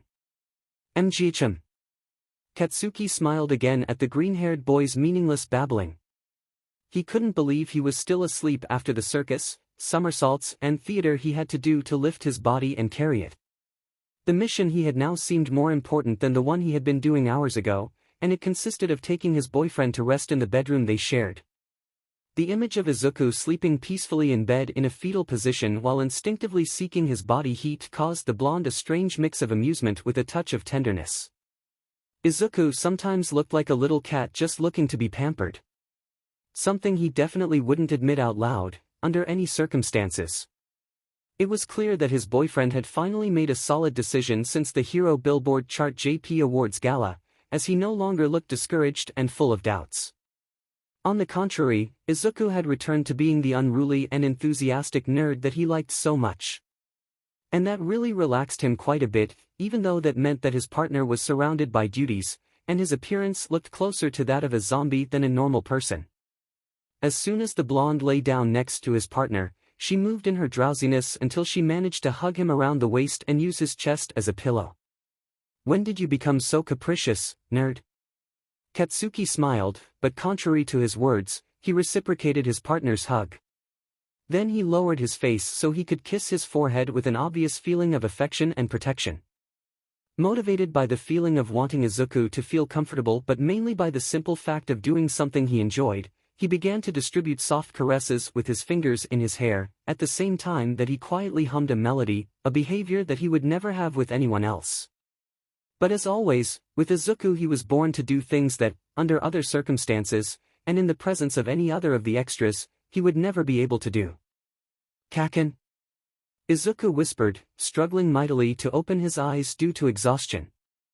Katsuki watched him curiously, deciding not to stop stroking his boyfriend's silky hair so he could lull him back to sleep. Shoo, nerd. Yes, it's me, go back to sleep. Katsuki held the green-haired boy's body a little tighter against his own so he could kiss his freckled cheek softly. The satisfaction the blonde felt at being able to run his fingers through the fine strands of his boyfriend's hair couldn't be explained with words, but it made his heart fill with a warmth he never expected to feel for anyone, and that feeling only increased when his partner reciprocated with small kisses on his neck. In addition, that was also a faithful reminder that he was by his side. The blonde knew that Izuku liked his attentions because his body relaxed and began to seek his contact with each of his actions. He was almost sure that he could spend every day of his life watching his boyfriend sleep with that relaxed face and calm breathing. Why your dinner? Table. The blonde laughed softly as he resumed caressing his boyfriend's hair. Having a sleepy Izuku was almost like having a drunk nerd. It was a rather funny scene and worth witnessing. He loved the idea of being the only one with that privilege, although he regretted not having his cell phone at hand to be able to record it. What would Izuku say if he knew he had a private gallery with photos and videos of him doing things he had classified as cute? Surely his blush would not fade for weeks. I already ate it, thanks. You've improved your seasoning, it was really delicious. Katsuki allowed himself to close his eyes, pretty sure that his partner would fall asleep any moment now, but he was surprised when Izuku suddenly sat up unexpectedly. The blonde couldn't see the green-haired boy's face due to the dim light that surrounded them, but he could almost swear that he was scared of something. My job. Before the green-haired boy got out of bed and ran out of the room, probably returning to the study and locking himself in to continue his research for a few more hours, Katsuki hugged him by the waist and returned him to bed. Wait, nerd. I saved your document and put your things away.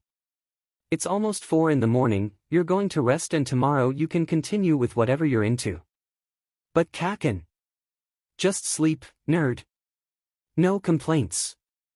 To prevent her boyfriend from escaping, she got on top of him and hugged him, using his body as a personal bed. Izuku was surprised by the blonde's outburst, but he didn't move anymore, instead wrapping his arms around him so that he wouldn't be able to leave that position. I'm behind on my work, Kacchan. I'll help you tomorrow, I promise. I have the day off. Really? Izuku smiled happily as it had been a long time since his days off had coincided. Instead of answering, Katsuki moved closer to his boyfriend's face so he could kiss him in complete peace. He had missed his partner in an almost painful way. The tiredness was present in both of them as if they wanted something more to happen, but that was no impediment for them to enjoy that intimate contact. Feeling the green-haired boy's hands tangled in his hair while they kissed brought him that calm that he had lost during the course of the day. In response, Katsuki grabbed his boyfriend's waist, exerting enough strength to be able to exchange positions. With Izuku on top of him, Katsuki brought his hands to the freckled boy's face to frame it while deepening the kiss just a little. He didn't feel physically fit to try anything else, he just wanted to have a good memory before falling asleep. Go to sleep, nerd. Katsuki whispered against his partner's lips, feeling that usual warmth of his boyfriend's cheeks increase slightly. Lovingly, the blonde drew the smile that was captured on the freckled boy's tender lips with his fingers. In response, Izuku laughed, but settled back into his boyfriend's arms, closing his eyes moments later. Good night, Kacchan. Katsuki smiled, feeling more and more exhausted, and his eyelids were starting to feel like 2 large pieces of lead. The green-haired boy's body soon relaxed on his boyfriend's body, indicating to the blonde that he had fallen asleep again. He was sure that he would follow very soon. Those kinds of ordinary routines that he once considered cheesy, such as hugging the green-haired boy's body, caressing his hair and kissing him until he was breathless, had now become such special moments that he looked forward to the end of the day so he could have them once again, because no matter how bad his day had been, Katsuki had very good reasons to return home. Damn devil cat. Katsuki screamed as he continued to run through the streets of 𝗵𝘃𝗧, dodging the surprised pedestrians who were unlucky enough to cross his path. He had been chasing that damn animal for over 2 hours and it always found a way to slip away. His face was already burning like shit from the sweat and the fucking scratches that the stupid cat had given him the last time he had managed to escape. He couldn't even use his quirk because that would mainly cause two things: the cat to escape faster due to the fright of the noise, and perhaps the most important, although the one he cared the least about, that 𝗵𝘃𝗁 would give him the lecture of the day for causing damage to the city's buildings. "Don't you dare go up on the roof, you stupid evil cat." For a second, where the blonde could almost breathe a sigh of relief imagining that at last all that mess was going to end, the cat seemed to stop to look at him. Katsuki could almost swear that that stupid cat was smiling maliciously when he pushed himself with his hind legs to jump that took him to the terrace of a window, and from there, he jumped back to the roof to continue his great escape. Katsuki paused, breathing heavily, staring at the ceiling in utter disbelief. Then, he brought his hand up to cover his face in genuine annoyance. How had he gotten himself into this stupid mission? Oh, yes. His idiot boss had asked him to do it. Today seems like it's going to be a pretty boring day. Katsuki yawned loudly. That particular day he was patrolling with 𝗵𝘃𝗁. They had already been walking around the agency for a couple of hours and hadn't found anything suspicious. As always, 𝗵𝘃𝗁 greeted the people they met along the way cordially, while Katsuki simply nodded. At least he wasn't yelling at them aggressively anymore, but 𝗵𝘃𝗁 thought he still needed to practice his personal relationships a little more. Bakugo thought he was exaggerating. You think so? The fiber hero looked at him out of the corner of his eye as he crossed his arms, trying to sound indifferent. Maybe you should interact a little more with people, that would bore you less, don't you think so, great god of explosions dynamite? The explosive blonde ignored him completely, almost rejoicing when they heard a child crying and had to run to attend to the possible crisis. They both stopped when they found the little boy. It was a girl of no more than 10 years old who seemed to be searching for something with absolute desperation. 𝗵𝘃𝗁 approached her calmly, followed closely by Dynamite. After all, Bakugo always had some problems dealing with children, at least at first. What happened? The girl stopped, surprised to see two heroes so close. Quite nervously, the girl began to play with her hands. Bakugo sighed as he noticed the slight trembling of the little girl's body. From afar, he could see how bad she felt. To the surprise of his mentor, who decided not to intervene when he noticed that gesture, Bakugo approached the girl and did what he always saw his boyfriend do with children, squat down to be at her height. And although his boyfriend seemed to have a certain spark to make the brats feel comfortable, he at least hoped it would help. At the very least, he had gotten the girl's attention. "Are you lost?" He asked the first thing that came to mind, but the girl denied it instantly. "It's Fifi, she's not here anymore," the girl replied with a pout, looking at the blonde with teary eyes. "Fifi?" Katsuki raised his eyebrow, somewhat confused. The girl nodded while biting her lower lip. "My kitten escaped." "I understand," 𝗵𝘃𝗁 finally answered after a while of not having spoken. "Don't worry because the great god of explosions Dynamite is here and he will definitely do everything in his power to find Fifi." "Really?" the girl asked, encouraged by those words, looking at the explosive blonde with excitement. "Ah." The blonde turned his face to look at his mentor with a certain amount of disbelief. "Didn't you say you were bored? This is an excellent opportunity for you to re-energize yourself, and at the same time, you can help restore happiness to this little girl so she can reunite with her beloved pet." Bakugo opened his mouth to protest, but closed it when he noticed the younger girl's excited look. "TSK, the blonde stood up again, glaring at the fiber hero because he knew he would get his way in an irrefutable way. "Yes, I will." The little girl squealed in joy, jumping up and down in excitement at the news that the #1 hero would be taking charge of finding her beloved Fifi. 𝗵𝘃𝗁 simply smiled smugly, and Bakugo, well, he walked off with Fifi's picture, cursing his boss over and over again for getting him into that kind of situation. And then, Kenta-kun, who has proclaimed himself the leader of the group, the one who had told you that he was quite a problem, defended Kasumi-chan when she fell and other kids wanted to tease her. Isn't that surprising? 𝗍𝗂 was standing outside the supermarket excitedly, talking to All Might on his cell phone. As always when his mentor spoke to him, he told him how he was doing as a teacher intern in his last semester with that group that made him cry so much at first, but that now behaved very differently. That's excellent, Shonen. You'll be a great teacher, I'm absolutely sure of that. 𝗍𝗂 smiled at the optimism his hero was showing him, hoping that was really the case. Thanks. 𝗍𝗂 replied and then looked at the time on his wristwatch. Well, I have to go, today I have to make dinner. Okay. Say hello to Bakugo Shonen and tell him I congratulate him on his position in the rankings. Of course. 𝗍𝗂 looked around to make sure no one was watching him, feeling his cheeks blush at the mention of his boyfriend. He still couldn't get used to the fact that outside the apartment it was just 𝗍𝗂 and Bakugo, roommates and friends, and that everyone only thought that their friendship had solidified after the war and everything they had been through together. Sometimes, he couldn't help but think about what would happen if everyone found out what their relationship was really like. 𝗍𝗂 blinked in surprise as he felt the weight of something land on his head.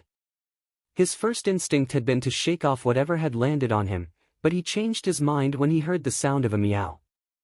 Slowly crouching down to set down the bag of his groceries, he glanced through the supermarket glass at the small feline resting quite casually and peacefully on his hair. With a small smile, the green-haired boy raised his hands to pick up the cat and hug it against his chest. Hey little one, where are you coming from? Are you lost? In response, the kitten purred happily as the freckled boy began to gently caress him behind his ears. You're very cute, but I'm not sure Kacchan would like the idea of having pets, although we've never talked about it. Don't you dare let it go, nerd. 𝗍𝗂 jumped in fright upon hearing that unexpected scream, while the little cat clung to the green-haired boy's shirt with his claws. Both were nervous enough not to know what was happening. Kacchan! What's going on? Nerd, Katsuki finally stopped after running in front of his boyfriend. He had to lean down a little to rest his hands on his knees, in an attempt to catch his breath. For the love of God, don't let go of that beast. Beast? 𝗍𝗂 asked, more relaxed, looking at his boyfriend for just a moment and then looking at the little cat that was curled up in his arms. But it's just a cute kitten, Kacchan. Sure. The blonde frowned in annoyance as he watched the unruly furry thing curled up so placidly in his partner's arms.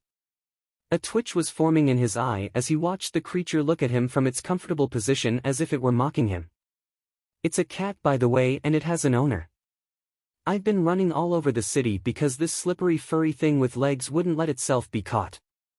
The blonde pointed at the cat angrily, receiving a snort from the animal in response. I insist Kacchan, she's just a little kitten. 𝗍𝗂 corrected with a light laugh when the kitten rubbed her head against his chest in a sweet manner. See? What happens is that you scare her with your angry face, Kacchan. How funny, nerd.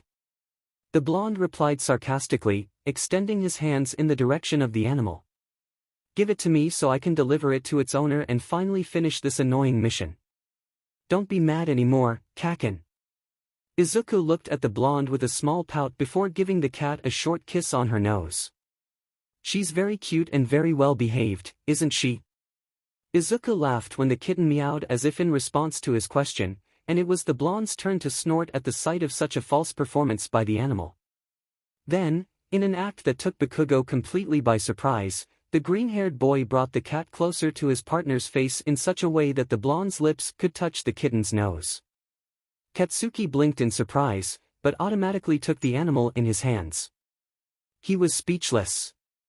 See you later, Kacchan. And don't scare the poor cat anymore, okay? 𝗍𝗂 smiled softly at him and then turned his back to the blonde. Katsuki remained silent for another long moment, even when the green-haired boy walked away at full speed with the grocery bag he had previously left on the floor. Surprisingly, the kitten had finally remained still in the blonde's arms. Did 𝗍𝗂 have a gift for taming beasts? Maybe he did because in less than 5 minutes he had tamed 2. I think that's what they call an indirect kiss. Ah! Katsuki was surprised to hear Best Jeanist's voice behind him, feeling the tips of his ears burn. What thing? You know, an indirect kiss. When someone drinks water from someone else's glass after that person has already drank from it. In this case, Midoriya kissed the cat and then the cat kissed you. It's like Midoriya kissed you indirectly. Bakugo's heart pounded against his chest at the explanation. Had Izuku done it on purpose? He wanted to assume not. He would never do something to reveal their relationship without talking about it first, not that he had done anything really revealing. Besides, it was his broccoli with legs who was embarrassed even when they brushed hands while walking through the city streets. He was sure he didn't even know what an indirect kiss was, right? It had to be a fucking coincidence. Yeah, it was just that. What he didn't like was that right now 𝗵𝗃 was watching him as if he could read the depths of his soul. 𝗬𝗧𝗃, the blonde looked away as he reluctantly handed the cat over to his mentor. Here. Mission accomplished. I'm leaving.